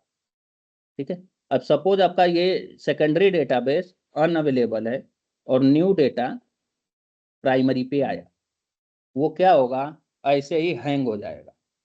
देखो ये रुक गया, मतलब नया ट्रांजेक्शन वो एक्सेप्ट ही नहीं करेगा प्राइमरी आपका, और ये तब तक एक्सेप्ट नहीं करेगा जब तक कि आपका सेकेंडरी अवेलेबल होके सिंक में ना हो जाए, तब तक ये एक्सेप्ट ही नहीं करेगा, ऐसे ही ये हैंग रहेगा, ऐसे ही रुक जाएगा वो। तो समझ रहे क्या, देखो यहाँ पे क्या हो रहा है चीज, मतलब ये क्या हो गया, हैंग हो गया, ये अलाउ ही नहीं करेगा ट्रांजेक्शन को प्राइमरी में सेव करने के लिए, रिसीव ही नहीं करेगा। ठीक है, तो देखो ऐसे ही Yes, sir. ट्रांजेक्शन मतलब कंपनी में भी ऐसे ही रहेगा। अगर सिंक मोड में रहेगा, ये मोड में अगर रेप्लिकेशन मोड में डेटाबेस रनिंग है, तो ऑलवेज रिमेंबर कि प्राइमरी की अवेलेबिलिटी इंपैक्ट होगी if your secondary will be out of sync और अनअवेलेबल। अगर सेकेंडरी मतलब स्टैंड बाई डेटाबेस अनअवेलेबल है या आउट ऑफ सिंक है, मतलब प्राइमरी से सिंक में नहीं है, तो आपका प्राइमरी का जो प्राइमरी डेटाबेस है जहां से सारे एप्लीकेशन एंड ऑल सारे वर्क चल रहे हैं, it will not allow you to do the transaction in the primary। वहां पे क्या है, प्राइमरी की अवेलेबिलिटी इंपैक्ट हो रही है, राइट। अब यहाँ पे क्या है, प्राइमरी की अवेलेबिलिटी इंपैक्ट हो रही है, क्योंकि ये ट्रांजेक्शन ऐसे ही हैंग हो जाएंगे, सेव ही नहीं होने देंगे, फिर एप्लीकेशन वालों को एप्लीकेशन आना प्रॉब्लम, मतलब एप्लीकेशन वालों को एरर आने स्टार्ट हो जाएगी, वैसा ऐसे ही हैंग हो जाएगा, वो कोई ट्रांजेक्शन एक्सेप्ट ही नहीं करेगा सिंक मोड में, ठीक है। और वही जब ये अभी जब इसको अपन स्टार्ट करेंगे, ठीक है, और जैसे ही सिंक में होगा वो तुरंत जो है कि पूरा देखो यहाँ क्या हो गया, इंसर्ट हो गया। अब वही चेक करोगे, अभी भी सेम वही सिंक मोड में है, ठीक है। और T1 में हमने डेटा इंसर्ट किया है, ठीक, 2000 है। यहाँ भी पी सिक्वल से कनेक्ट करके चेक करोगे तो T1 में 2000 है। तो समझे क्या कि क्या हो रहा है यहाँ पे, मतलब जब ये अनअवेलेबल था, आपका सेकेंडरी या आउट ऑफ सिंक था, तो ट्रांजेक्शन हैंग हो गया था, रुक गया था। और जैसे ही हमने इसको स्टार्ट किया, ये सिंक में हुआ, वैसे ही तुरंत ये प्राइमरी को अलाउ कर दिया कि हाँ now you can write the new transaction, जो भी न्यू ट्रांजेक्शन आ रहे हैं अब उसको एक्सेप्ट करो वैसा। तो समझे ना इसका मतलब क्या, सिंक और सिंक से क्या इंपैक्ट हो रहा है, प्राइमरी का वर्क इंपैक्ट हो रहा है। अगर आपका सेकेंडरी अनअवेलेबल हुआ या आउट ऑफ सिंक हुआ, then your primary will be hung, it will not accept the new transaction, okay। हाँ Okay, बट sir. यही है कि ये ऑलवेज इन मतलब जो भी डेटा रहेगा वो हमेशा एकदम सिंक में रहेगा, protection, there is no data loss if your database running in sync mode, replication in sync mode, ठीक है। तो वो टाइम पे there is no data loss, लेकिन इम्पैक्ट मतलब प्राइमरी पे अवेलेबिलिटी इंपैक्ट होगा और परफॉर्मेंस का इशू रहेगा, ठीक है। If your database replication you know the replication setup is running in async mode, then there is no performance issue, even if your secondary database is unavailable or out of sync, there is no impact on the primary availability। Primary पे कोई impact नहीं होगा अगर dB is running in async mode, ठीक है। तो यहाँ पे ये अनअवेलेबल रहे या आउट ऑफ सिंक रहे या जो भी है, बट प्राइमरी पे अगर database running in async mode, then there is no issue with मतलब अवेलेबिलिटी का कोई इंपैक्ट नहीं होगा ऑन द प्राइमरी डेटा, ठीक है। और परफॉर्मेंस वेल एंड गुड मतलब असिंक मोड में। लेकिन अगर डेटाबेस रनिंग है in sync, then if your secondary database will be in sync with the primary only, then your primary will accept the new transaction। अगर ये unavailable है या out of sync है, then your primary will not be going to accept the new transaction। तो यहाँ पे क्या हो रहा है, your availability, your primary database availability will be impacted और परफॉर्मेंस का इशू रहेगा, ठीक है। बस सिंक वाले में एडवांटेज ये है कि there is no data loss, ठीक है। और डिसएडवांटेज ये है कि अवेलेबिलिटी इंपैक्ट होगी और परफॉर्मेंस का इशू रहेगा, ठीक है। और असिंक मोड में अगर डेटाबेस रनिंग है, उसमें एडवांटेज ये है कि मैक्सिमम अवेलेबिलिटी रहेगी। मैक्सिमम अवेलेबिलिटी मीन्स आपका सेकेंडरी अनअवेलेबल रहे या अवेलेबल रहे, अनअवेलेबल रहे, सिंक में रहे या आउट ऑफ सिंक में रहे। असिंक मोड में अगर डेटाबेस रनिंग है असिंक मोड में, then there is no availability impact और performance issue on the primary data, ठीक है। डिसएडवांटेज इसका ये है असिंक का कि इसमें डेटा लॉस के चांसेस रहते हैं, ठीक है। बट कंपनी में मैक्सिमम कंपनी असिंक मोड ही यूज करती है, क्योंकि उसको प्राइमरी पे अवेलेबिलिटी पे इंपैक्ट नहीं होना चाहिए। Always remember, primary always 24/7 available होना चाहिए, ओके।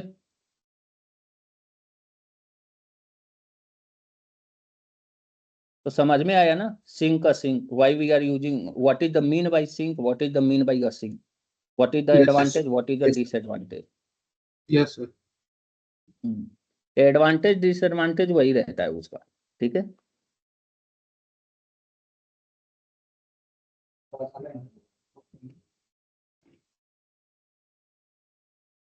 तो अब भी क्या है, मैं इसको फिर से असिंक मोड में कर दूंगा, ठीक है।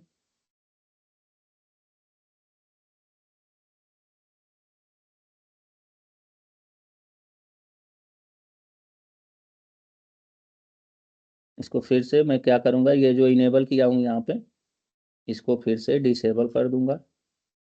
और एक और था,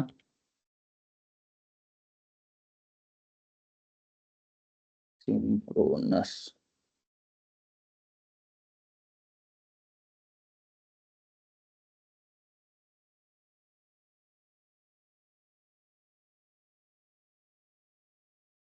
एक ये वाला सिंक्रोनस स्टैंड बाई नेम्स, ये दोनों को क्या कर दूंगा मैं, डिसेबल कर दूंगा केवल।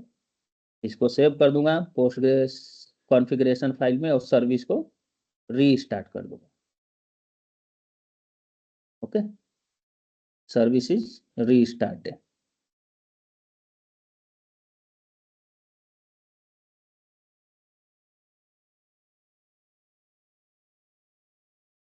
pg_ctl status database is running, run करके अभी सेम ये वाला कमांड रन करेंगे। तो अभी देखो ये कौन से मोड में हो गया, रेप्लिकेशन मोड कौन सा हो गया, असिंक, ठीक है। पहले क्या था, सिंक था, फिर हमने कॉन्फ़िगरेशन फाइल में चेंज किया, वो दोनों वैल्यू को डिसेबल कर दिया, ठीक है। सिंक्रोनस अंडरस्कोर कमिट और सिंक्रोनस नेम्स वाला, वो दोनों को डिसेबल कर दिया। ये देखो पहले सिंक में था, डिसेबल कर दिया, रीस्टार्ट कर दिया सर्विस, फिर से असिंक में हो गया। अब असिंक में है तो यहाँ पे क्या हो गया, मैक्सिमम परफॉर्मेंस और मैक्सिमम अवेलेबिलिटी वाला मोड में स्टार्ट हो गया डेटाबेस, ठीक है। तो अब इसमें आपका सेकेंडरी अवेलेबल रहे अनअवेलेबल रहे, देयर इज नो इशू, ठीक है। प्राइमरी के वर्क पे कोई इम्पैक्ट नहीं पड़ेगा, प्राइमरी एज इट इज जो भी ट्रांजेक्शन आएगा सब एक्सेप्ट करता रहेगा। ये जैसे ही अवेलेबल होगा, अगर अनअवेलेबल है, जैसे ही अवेलेबल होगा अपनी इशू फिक्स कर दिया, automatically it will receive all those transaction from primary to secondary and it will apply to the secondary, but इसके अवेलेबिलिटी पे कोई इम्पैक्ट नहीं, ठीक है। Yes sir. असिंक और सिंक ये दो चीज बहुत इंपॉर्टेंट है, तो ऑलवेज रिमेंबर, करंट कंपनी आगे चल के आप लोग छोड़ते भी हो और इंटरव्यू देते हो तो उसमें ये सब क्वेश्चन आते हैं कि सिंक और असिंक का मतलब क्या है, what is mean by sync replication, what is mean by async mode in replication. तो यू शुड नो कि what is mean by sync replication mode, what is mean by async replication, ठीक है। Okay sir. तो आप लोगों को अभी RAM लगा के मिलेगा क्या कंपनी में? बोला सर ने बोला है कि वो 1-2 दिन में वो लग जाएगा। आज फिर आज जाके बात अगर करके नहीं देखते हैं, भी मतलब मिलता लगाने को हो है, जाएगा। For now what you can do, ठीक है, for now what you can do कि ये पूरा प्रोसीजर आप लोगों को एज इट इज ऐसे ही फॉलो करना है, ठीक है, कुछ नहीं करना है। ये सारी चीजें हैं, ये ऑलरेडी आपने प्राइमरी डेटाबेस पे सेटअप किया हुआ है, ठीक है, सारी चीजें ये सेट किया हुआ है। आपको खाली सेकेंडरी पे क्या करना है कि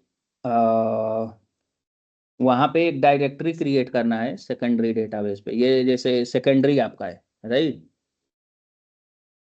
तो लेट मी चेक, मान लो आपके पास एक ही सर्वर है, ठीक है, और इसी पे आपको प्राइमरी भी रन करना है, सेकेंडरी भी, ओके। तो यहाँ पे अभी इसमें बहुत स्पेस अवेलेबल है, तो मैं क्या करूँगा कि mkdir-1 slave slash what is the current version of the database 16/data, एक न्यू डायरेक्टरी क्रिएट कर लूंगा, ओके, ये वाली डायरेक्टरी, ये नेम से, अब इसमें मैं आ जाता हूँ ls-ltr। ओके, यहाँ पे ये है। तो एज यू नो कि डेटा डायरेक्टरी का परमिशन क्या होना चाहिए 700 के लिए। ओके, हेलो इसको कर। हेलो सर, आपकी आवाज कट के आ रही है। आवाज कट रही है यस सर, अभी भी? अभी सर नॉर्मल है। हाँ, तो ये देखो वही मैंने एक नया क्या है एक डायरेक्टरी क्रिएट किया, डेटा डायरेक्टरी। ओके, मतलब स्लेब के लिए, अगर सेम सर्वर पे सपोज लाइक आपका ऑलरेडी प्राइमरी रनिंग है, ठीक है, और स्लेब के लिए आपको एक स्लेब सर्वर बनाना है, ठीक है। तो स्लेब यस के सर, लिए आपको फिर क्या करना पड़ेगा कि स्लेब का ये जो एक डायरेक्टरी क्रिएट करेंगे ये नेम से, और डायरेक्टरी क्रिएट करके फिर यहाँ पे आपको ये वाला pg बेस बैकअप वाला कमांड रन करना है, ठीक है।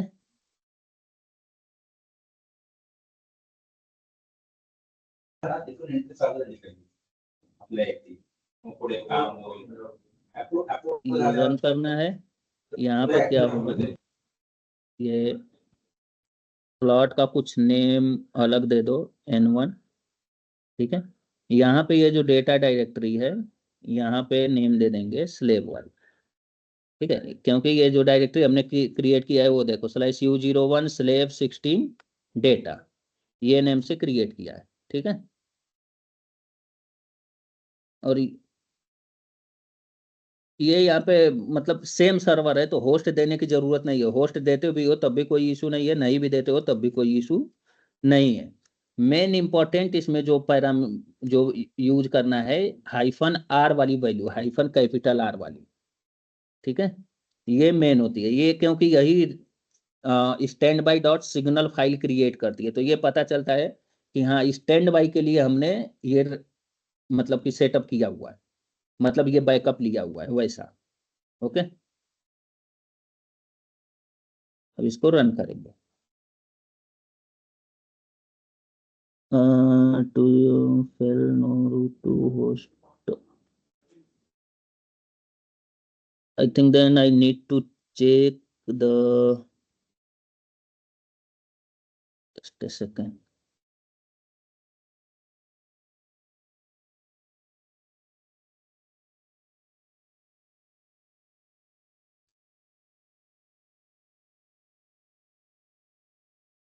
Okay, then I need to go to the cd $pg data. No, cd $pg data. Okay, यहाँ पे pg_hba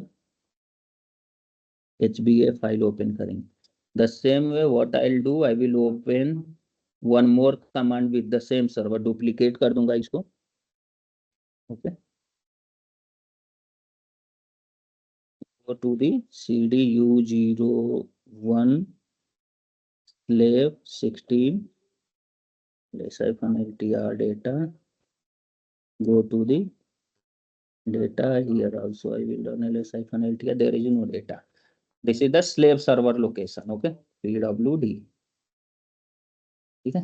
अब यहाँ क्या करेंगे, होस्ट बेस्ड ऑथेंटिकेशन में अपने को कुछ मॉडिफिकेशन करना पड़ेगा for the current entry.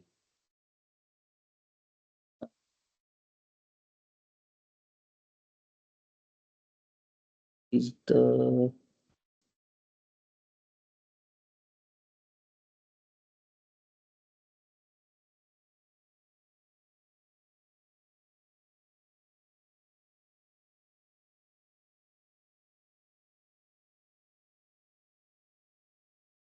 iPhone it's 101।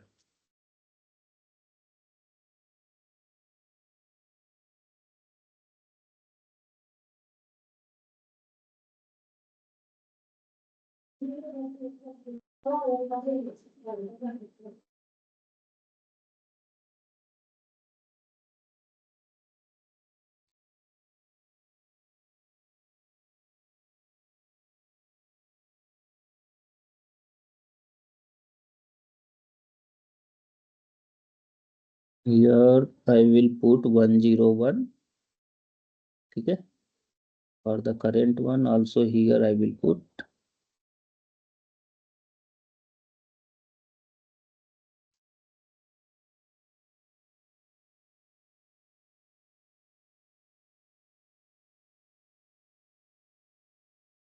101, ठीक है।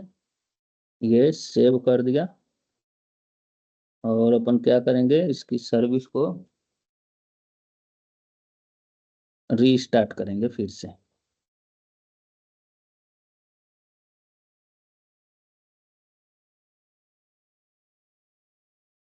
ठीक है। ये हो गया।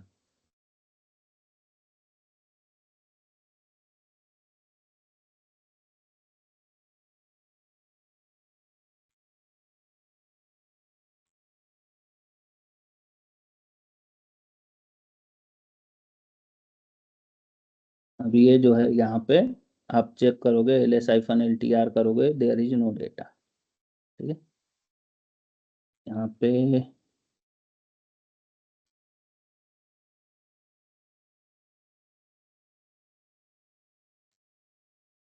authentication for this.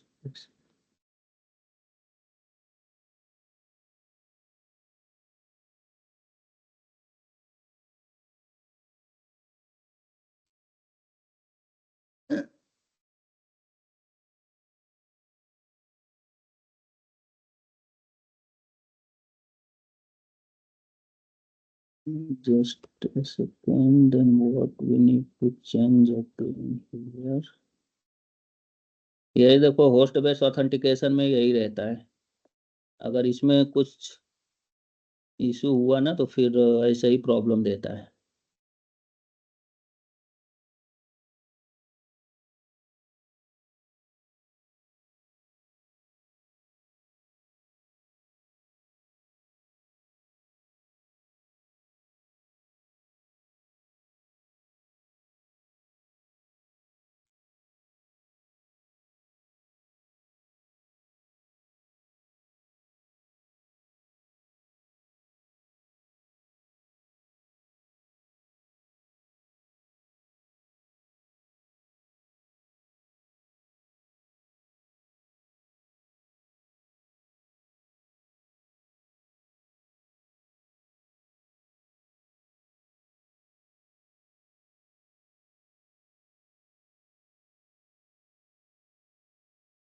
ठीक है, pgctl चेक करते हैं, running. Now let's run the same.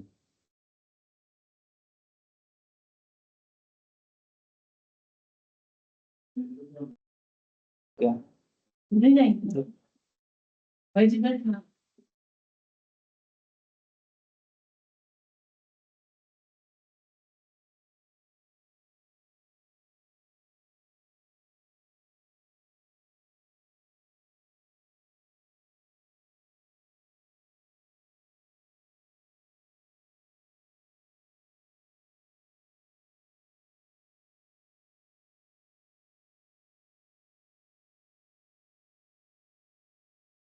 तो प्रोग्राम की बात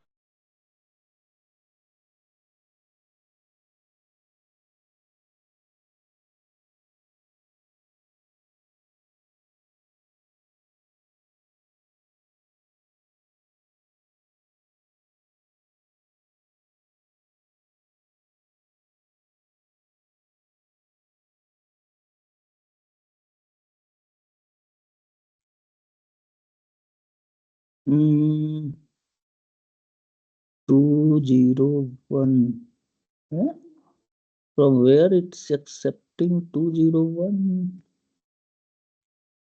host name is क्या है इसका 101, यस 201 कहाँ से आ रहा है इसमें।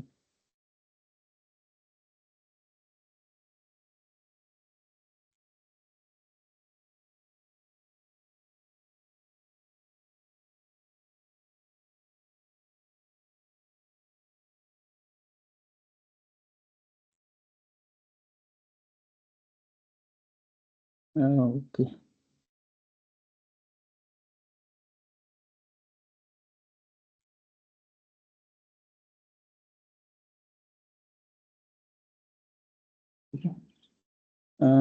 Removing directory. ओके एक चीज और, अगर हम सेम सर्वर पे रेप्लिकेशन कर रहे हैं, ठीक है, तो अगर जो नॉन डिफॉल्ट वाले टेबल स्पेस रहेंगे वो उनको एक्सेप्ट नहीं करता, क्योंकि फिर वो उसको एज इट इज सेम ही सर्वर, मतलब सेम लोकेशन उसको चाहिए रहता है टू रेप्लिकेट द डेटा। तो अगर डिफॉल्ट वाले रहते हैं टेबल स्पेसेस तो फिर उनको वो रेप्लिकेट नहीं कर पाता, क्योंकि वो भी उसमें ऑलरेडी डेटाबेस को पता है कि ये लोकेशन भी एक है जहाँ पे non default table spaces created है, राइट। तो फिर वो लोकेशन पे वो अप्लाई नहीं करने देगा, ठीक है। तो इसके लिए अब अपन को क्या करना पड़ेगा, डेटाबेस में कनेक्ट होके, ठीक है, जो भी लाइक फर्स्टली जो भी डेटाबेस हैं, सपोज लाइक /l। ओके, अब इसमें देखते हैं कौन कौन से डेटाबेस इस पे रनिंग है। तो pg_डेटाबेस, इसमें भी एक कमांड, एक पैरामीटर रहता है जिससे कि मतलब ये लोकेशन को ये बता सकते हैं कि यहाँ से टेबल स्पेस दूसरे लोकेशन पे चाहेगा, लेकिन वो मतलब आगे का वो वैल्यू है। फॉर नाउ आपको ये याद रखना है, सेम सर्वर पे जब करोगे तो जो भी non default created table space है, नॉन जो दो तो डिफॉल्ट रहते हैं और एज यू नो दो नॉन डिफॉल्ट टेबल स्पेस रहते हैं, ठीक है, वो दोनों मतलब कि मतलब नॉन डिफॉल्ट वाले नहीं होना चाहिए अगर सेम सर्वर पे वैसा करोगे तो अपन डेटाबेस में कनेक्ट करेंगे और what we will do, we will check select datname dattablespace from pg database. Okay, तो यहाँ पे देखो और सारे तो नॉन मतलब डिफॉल्ट वाले पे ही है, एक ही टेस्ट वाला नॉन डिफॉल्ट लोकेशन पे है। तो ये देखते हैं कौन से टेबल स्पेस का ये OID है, ठीक है। तो select OID comma space name from pg tablespace. तो इसमें देखो 1663 ये दो एज यू नो की डिफॉल्ट टेबल स्पेसेस होते हैं। तो सारे और जो डेटाबेसेस है सबका 1663 जो पीजी डिफॉल्ट वाला है वही उनका डिफॉल्ट टेबल स्पेस है। नॉन डिफॉल्ट में केवल एक ही टेबल स्पेस है टेस्ट डेटाबेस के लिए 16406। 16406 किसका है, न्यू TBS का। तो हम क्या करेंगे, टेस्ट डेटाबेस का डिफॉल्ट टेबल स्पेस चेंज कर देंगे, alt database, database name is test, ठीक है, विथ टेबल स्पेस और टेबल स्पेस पीजी डिफॉल्ट वाला कर देंगे, ठीक है। अभी ये हो गया। अभी आप इसको चेक करोगे तो सारे नॉन डिफॉल्ट टेबल स्पेसेस हैं, सारे डेटाबेस के लिए नॉन डिफॉल्ट टेबल स्पेस है। तो मैन्युअली क्रिएटेड दो टेबल स्पेस हैं, आप चेक करोगे /db करोगे उनका इंफॉर्मेशन आ जाएगा, /db प्लस कर दोगे मोर इंफॉर्मेशन, ठीक है। तो इसमें दो ही हैं जो कि नॉन डिफॉल्ट लोकेशन पे क्रिएटेड है। तो इनको क्या कर देंगे, दोनों को ड्रॉप कर देंगे, drop table space new TBS, ठीक है, टेबल स्पेस ड्रॉप temp_TBS, ठीक है, सॉरी temp_TBS। नाउ अगर आप चेक करते हो केवल डिफॉल्ट टेबल स्पेस ही, okay, now we are good. अब भी इसको रन करेंगे, बिफोर दैट हम चेक कर लेते हैं कि ये डिफॉल्ट वाला स्लैब के लिए जो लोकेशन बनाया है यहाँ पे अभी कोई डेटा फाइल या कुछ है तो नहीं, तो अभी कुछ भी नहीं है। अभी फिर से हम लोग यही कमांड रन करेंगे, प्लॉट नेम चेंज कर देंगे समथिंग एल्स। ठीक है,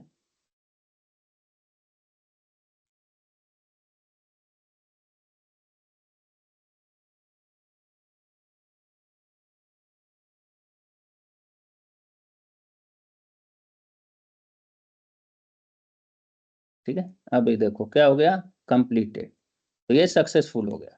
अभी आप ये लोकेशन पे देखोगे, सेम सर्वर पे, ये लोकेशन पे तो फाइल आ गई ऑलरेडी। और यहाँ देखो stand buy signal file already created है।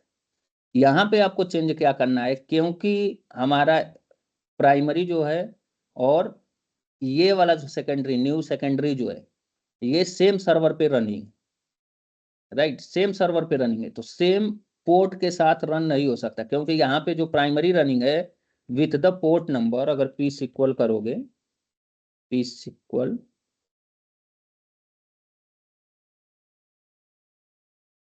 ओके, पी इक्वल करोगे तो ये पोर्ट 5432 यूज कर रहा है।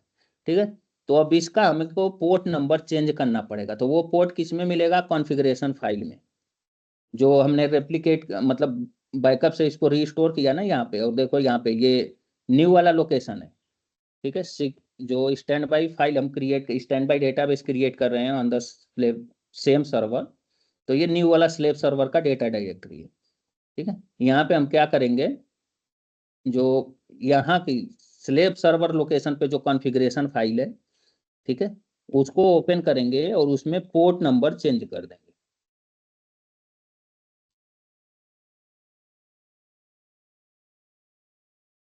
ये देखो यहाँ पे पोर्ट नंबर है 5432 है, इसको 5433 कर देंगे।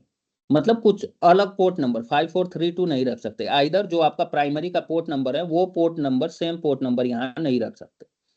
ऑल्सो आपको इसमें एक चीज और चेंज करना पड़ेगा, वो है रिस्टोर कमांड का पाथ। ठीक है, क्योंकि डायरेक्टरी आप देखोगे, डेटा डायरेक्टरी आर्काइव डेटाबेस का जो पाथ हमने दिया हुआ है आर्काइव अंडरस्कोर कमांड में, ये वाला पाथ, ये पाथ हमको कुछ अलग देना पड़ेगा, क्योंकि ऑलरेडी इसी पाथ को आपका प्राइमरी यूज कर रहा है, right.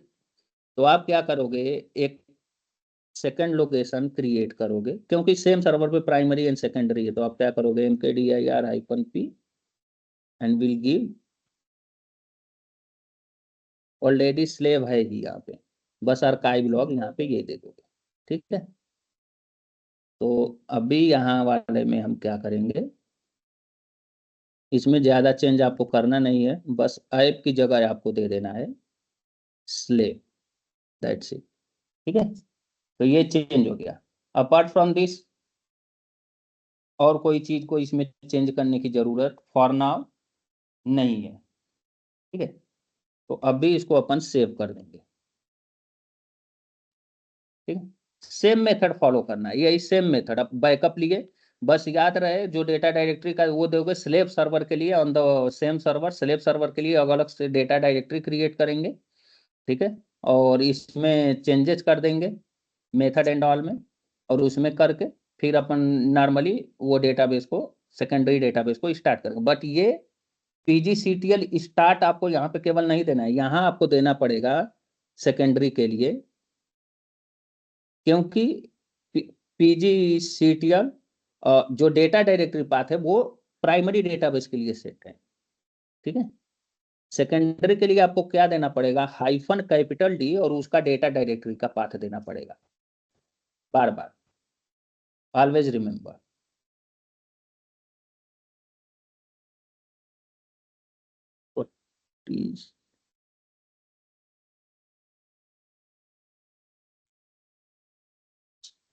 and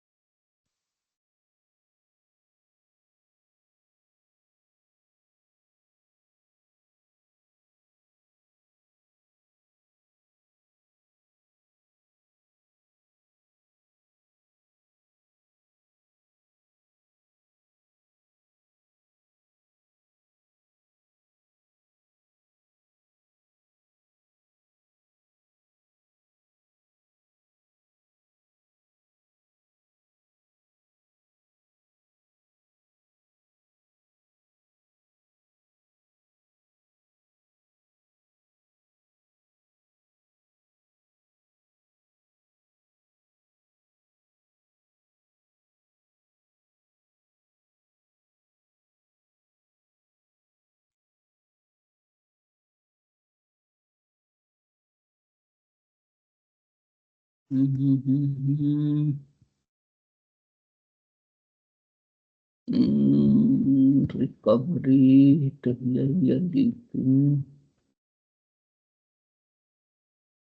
start hyphen data directory.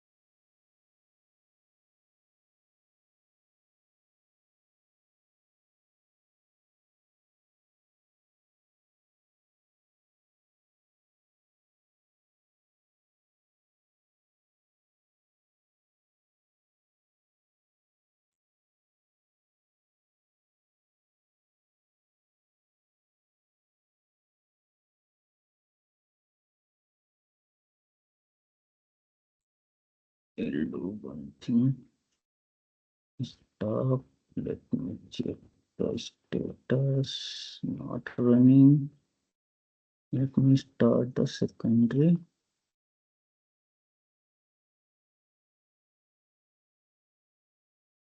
Oh, sorry. Why it's happening? Because now I got to know. Your primary is running now. What's happening? Because we have only changed the path here, but we need to change the path in the configuration file also. We have just changed the port number, right? We have just changed the port number, but we need to change the data directory path also, right? यहाँ पे हमको data directory path को भी change करना पड़ेगा, right? ये जो HBA-conf का जो पाथ है, ये क्योंकि जो प्रीवियस डेटाबेस है, जो करंट प्राइमरी रनिंग है, उसी लोकेशन को दिखा रहा है। ये हमको चेंज करके जो स्लेव वाला न्यू लोकेशन है वो देना पड़ेगा, इसलिए ये प्रॉब्लम आ रहा है। ठीक है, तो ये हो गया। Also we need to change it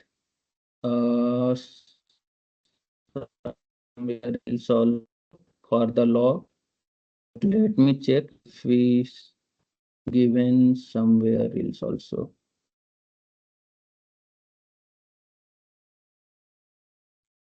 ये तो अपन ने ऑलरेडी चेंज कर दिया है, ये तो ठीक है क्योंकि ये ऑलरेडी कमेंटेड है, तो there is no issue with that. ठीक है, एक जगह वो एरर लॉग का जो फाइल है ना, वहां पे भी पाथ चेंज करना पड़ेगा, वो नीचे मिलेगा अपने को, ये रहा, यहाँ पे एक चेंज करना पड़ेगा, दैट्स इट। अब भी अपन स्टार्ट करेंगे तो इजीली स्टार्ट हो जाएगा, बट लेट मी चेक और भी अगर कहीं पे हुआ तो। I don't think there is available. ठीक है, अब भी कहीं नहीं अवेलेबल है।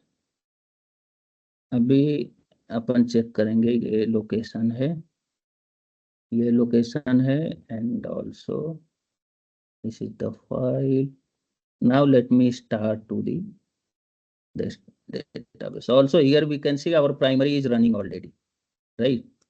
Primary is running already here. अभी सेम सर्वर पे सेकेंडरी को रन करेंगे। यहाँ पे ऑल्सो आप चेक करोगे, यहाँ पे उसको स्टार्ट करने से पहले, तो यहाँ पे देखो, यहाँ पे केवल वॉल सेंडर रनिंग है। ओके, वॉल सेंडर आपको मिलेगा इस यहाँ पे, ये वाला देखो, wall sender, wall receiver and all नहीं दिख रहा, वॉल सी रिसीवर स्टार्टअप वो नहीं दिख रहा। ठीक है, अभी क्या करेंगे, इसको स्टार्ट करेंगे विद द स्लेव लोकेशन। देखो अभी क्या हो गया, ये सर्वर ये भी स्टार्ट हो गया। अभी इसका स्टेटस चेक करेंगे। ऑलवेज रिमेंबर, इसका स्टेटस एंड ऑल चेक करने के लिए हमेशा आपको -d और ये स्लेव लोकेशन का डेटा डायरेक्टरी पाथ देना है। क्योंकि बाय डिफॉल्ट अगर पीजी स्टाफ या स्टार्ट दोगे तो बाय डिफॉल्ट जो आपका प्राइमरी डेटाबेस है वो लेगा, क्योंकि बैच प्रोफाइल में हमने पीजी डेटा का लोकेशन उसी का दिया हुआ है। ओके, तो ये देखो ये आपका सेकेंडरी रनिंग है और ये है इसका डेटा डायरेक्टरी। ओके, ये हो गया। अभी अपन क्या करेंगे, यहाँ पे फिर से पोस्टग्रेस रन करते हैं। यहाँ देखो क्या है, स्टार्टअप भी रनिंग है, अभी रिसीवर भी रनिंग है। पहले क्या था, केवल वॉल सेंडर रनिंग था। या पहले यहाँ पे देखोगे वॉल सेंडर था, बाकी और कोई प्रोसेस मतलब लॉगर एंड ऑल वो सब तो मीन्स रेगुलर प्रोसेस है।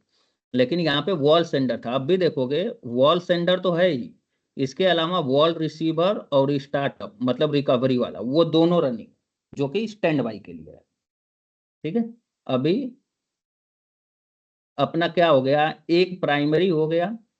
ठीक है, ये अभी अपना एक प्राइमरी हो गया।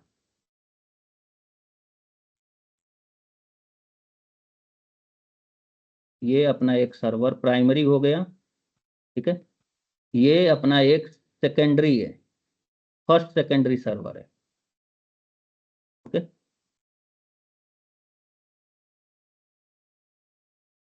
ये आपका क्या है, फर्स्ट सेकेंडरी है। ठीक है, और ये आपका सेकंड सेकेंडरी है जो अभी अपन ने बनाया है जस्ट। और ये कहाँ पे रनिंग है, जहाँ पे अपना करंट प्राइमरी रनिंग है वहीं पे सेकेंडरी भी रनिंग है।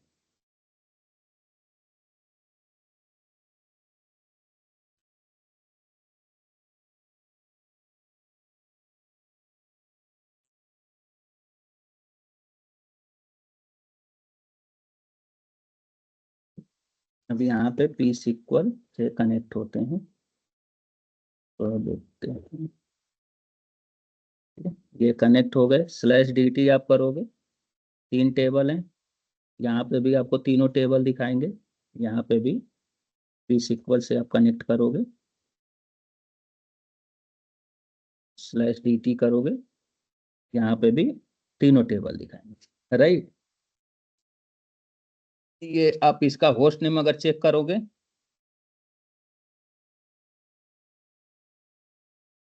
होस्ट नेम ये है।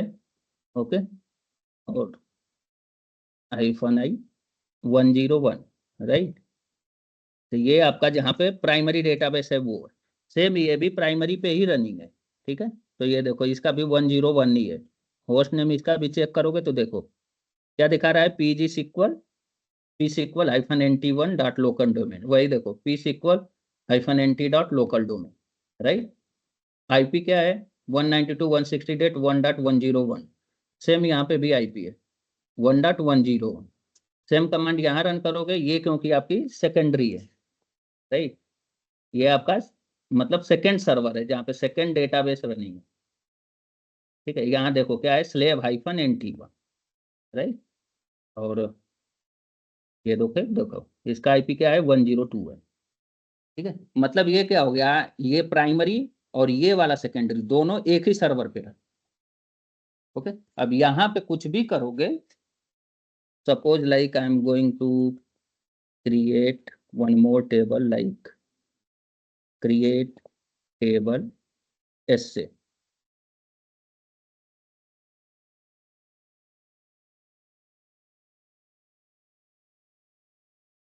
हेलो, हाँ।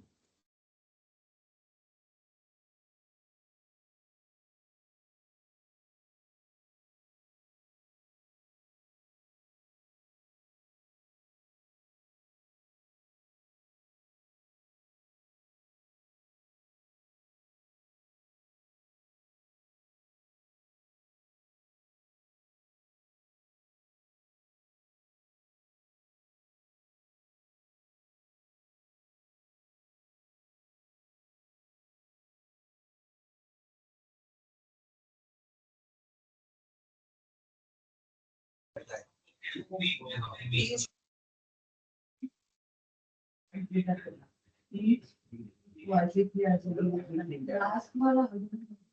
हेलो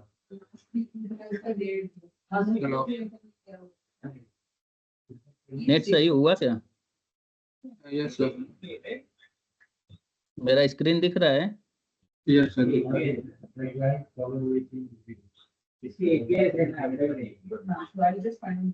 अभी वो क्या नाम है, वरुण वरुण अभी ज्वाइन नहीं किया। आ रहा है उसका भी एक एक आ गया वो भी आ गया। तो ये देखो, अभी आप देख सकते हो ये प्राइमरी सर्वर है और यहाँ पे एज ए प्राइमरी ये डेटाबेस रनिंग है। वही प्राइमरी सर्वर पे ही ये वाला database as a secondary running है और ये दूसरा सर्वर है सेकेंडरी के लिए, स्टैंड बाई डेटाबेस के लिए। ओके, यहाँ पे मैं क्या कर रहा हूँ, एक टेबल क्रिएट कर रहा हूँ, क्रिएट टेबल एस से, ठीक है, समथिंग लाइक दैट। अभी यहाँ पे मैं देता हूँ /dt, यहाँ देखो एस से टेबल आ गया। सेम यहाँ पे भी चेक करोगे, यहाँ पे भी आपको एस से टेबल दिखेगा। सेम यहाँ पे भी चेक करोगे, सेम आपको यहाँ पे एस से टेबल दिखेगा। ओके, वही अगर यहाँ पे ट्राई करोगे कोई न्यू टेबल क्रिएट करने के लिए, क्रिएट टेबल समथिंग लाइक कुछ भी रख दो, लाइक db, क्रिएट करने का created, just a second. Okay sorry, ये बिकॉज द प्रॉब्लम इज ये जो कनेक्टेड है अपन, ये प्राइमरी से ही है।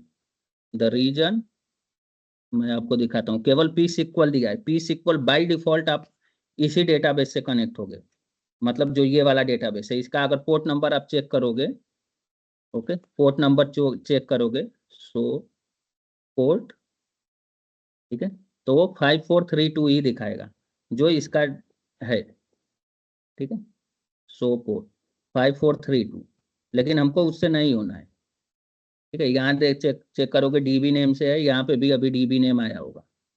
रीजन, क्योंकि ये भी सेम वही डेटाबेस से कनेक्टेड है। अपने को क्या करना है, ये पोर्ट से नहीं, अपने को कनेक्ट होना है -p 5433 पोर्ट से। स्टैंड बाई के लिए हमने पोर्ट नंबर क्या दिया है, 33, इससे कनेक्ट होना है अपने, ठीक है। अब भी इसका पोर्ट चेक करोगे, सो पोर्ट 5433। अब यहाँ पे कोई टेबल अगर क्रिएट करोगे, ठीक है, लाइक, तो वो अलाउ नहीं करेगा, रीड ओनली देगा, create table new pbs something id int। Okay, देखो यहाँ पे क्या दे रहा है, रीड ओनली। पहले अपने ने क्या किया था, केवल मैंने पी सिक्वल दे दिया, तो बाय डिफॉल्ट वो जो प्राइमरी डेटाबेस है उसी से कनेक्टेड था, उसका पोर्ट है 5432 से प्राइमरी रनिंग है, क्योंकि सारे सेटअप बैच प्रोफाइल सारी चीज we have setup for the secondary data primary database, ठीक है। तो दैट्स वाई अगर हम कनेक्ट हो रहे हैं सेकेंडरी डेटाबेस से, अगर हमारा प्राइमरी एंड सेकेंडरी दोनों सेम सर्वर से रनिंग है, तो फॉर द प्राइमरी जिसके लिए भी इन्वायरमेंट वेरिएबल सेट है, no need to give any port number और एनीथिंग, ठीक है, directly it will get connected to that database only. लेकिन अगर आप चाहते हो कि सेकेंडरी जो डेटाबेस रनिंग है, ठीक है, उससे आपको कनेक्ट होना है, then you need to give the port number, उसको पोर्ट नंबर आपको बताना पड़ेगा। तो यहाँ पे क्योंकि वो secondary database we have configured on the 5433 port, ठीक है, तो हमने केवल 5433 पोर्ट दिया, तो वो डेटाबेस कनेक्ट हुआ विद द 5433। अभी वो देखो क्या दे रहा है, रीड ओनली डेटाबेस में, can not create read only data. Okay, तो ऐसे मतलब कि आपका प्राइमरी एंड सेकेंडरी दोनों एक ही पे रन हो सकता है। अब यहाँ पे कुछ भी करोगे सेम लाइक जैसे यहाँ पे अभी आप रन करोगे /dt, यहाँ देखोगे सारे डेटाबेस मिलेंगे, ठीक है। अभी यहीं पे अब यहाँ पे होगा नहीं क्योंकि ये दोनों रीड ओनली मोड में, तो यहाँ से अपन ड्रॉप करेंगे, ड्रॉप टेबल db। ओके, ये ड्रॉप हुआ। If you check here db is drop, if you check here also db is dropped, if you check here also db is dropped, मतलब अभी now replication is happening, जो primary server पे ही, जहाँ पे primary और secondary दोनों एक ही सर्वर पे रनिंग है, ये दोनों में भी प्रॉपर रेप्लिकेशन हो रहा है, अदर सर्वर पे जो है वो भी हो रहा है। तो ऐसे करके आप सेम सर्वर पे मतलब प्राइमरी और एक स्टैंड बाय भी कॉन्फ़िगर कर सकते हो, ठीक है। बट ऑलवेज रिमेंबर कि जब भी आप P-SQL से कनेक्ट हो गए तो जो भी यहाँ सेकेंडरी डेटाबेस के लिए पोर्ट दोगे, always use that port to connect to the standby database, okay.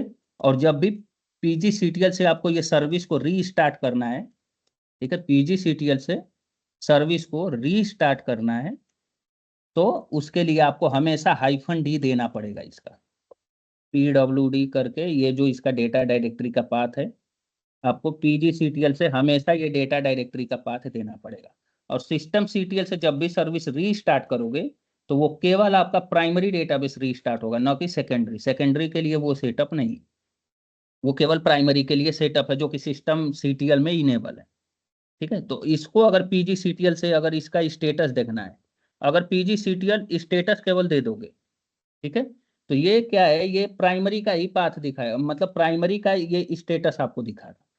PGCTL staff दे दोगे, PGCTL स्टार्ट दे दोगे, लेकिन अगर PGCTL स्टेटस -D और स्टैंड बाई का डेटा डायरेक्टरी का पाथ दोगे तो ये आपको स्टैंड बाई का दिखाएगा। अभी यहाँ देखो PID क्या है, PID चेंज है, राइट, डिफरेंट डिफरेंट PID दिखाना।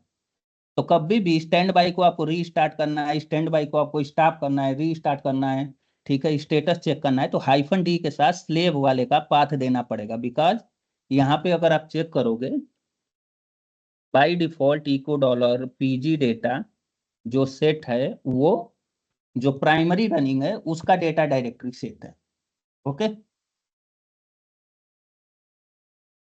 तो समझ में आया ना ये कि एक ही सर्वर पे प्राइमरी और सेकेंडरी कैसे अपन कॉन्फ़िगर कर सकते हैं। Always remember Yes. कि एक PostgreSQL डेटाबेस अगर रनिंग है विथ द 5432 पोर्ट और वॉट एवर द पोर्ट, एक डेटाबेस कोई भी पोर्ट यूज कर रहा है, ऑलवेज रिमेंबर अगर सेकेंड डेटाबेस वहां कॉन्फ़िगर कर रहे हो तो सेम पोर्ट से वो रन नहीं होगा, you need to change the port number first, ठीक है। तो you can run multiple PostgreSQL database on the same server, but always remember you should keep the different port number for each and every the PostgreSQL server. Same port number से run नहीं होंगे, ठीक है।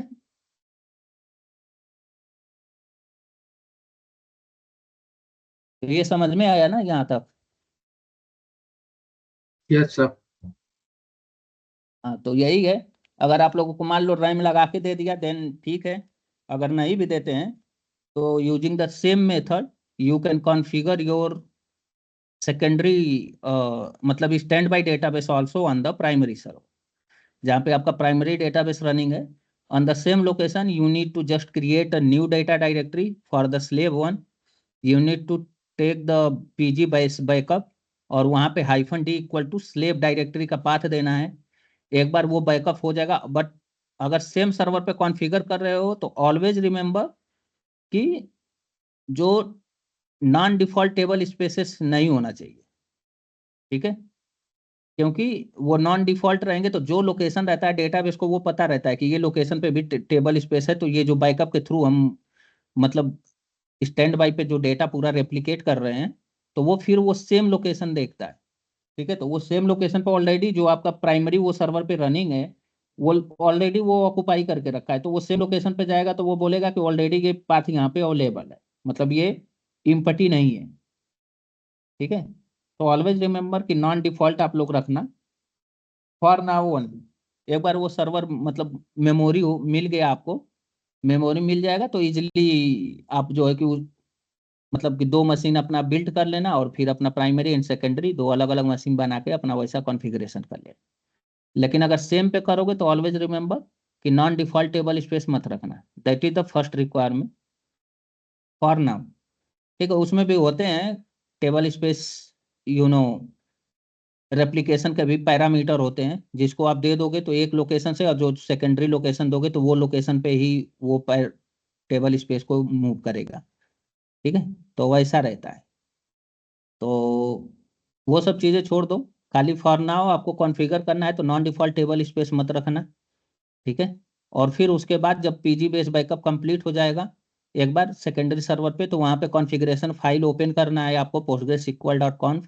उसमें port number change करना है, data directory का location stand by वाला देना है पाथ, ठीक है। और ये hba-conf फाइल का जो पाथ है वो स्लेव वाला देना है आपको। आर्काइव अंडरस्कोर कमांड में जो पाथ दिए रहते हैं वो इसके लिए देना है, आर्काइव स्लेव वाला देना है। और जो लॉग फाइल के लिए जो पाथ रहता है, ठीक है, वो लॉग फाइल वाला पाथ आपको चेंज करना है। और उसके बाद pgctl स्टार्ट -D और फिर स्लेव का डेटा डायरेक्टरी का पाथ देना है, दैट्स इट। फिर आपका डेटाबेस स्टार्ट हो जाएगा, ठीक है। तो यही मेथड है सेम सर्वर पे कॉन्फ़िगरेशन का, ओके। Okay sir. तो now you can stop the replication, sorry, ये रिकॉर्डिंग।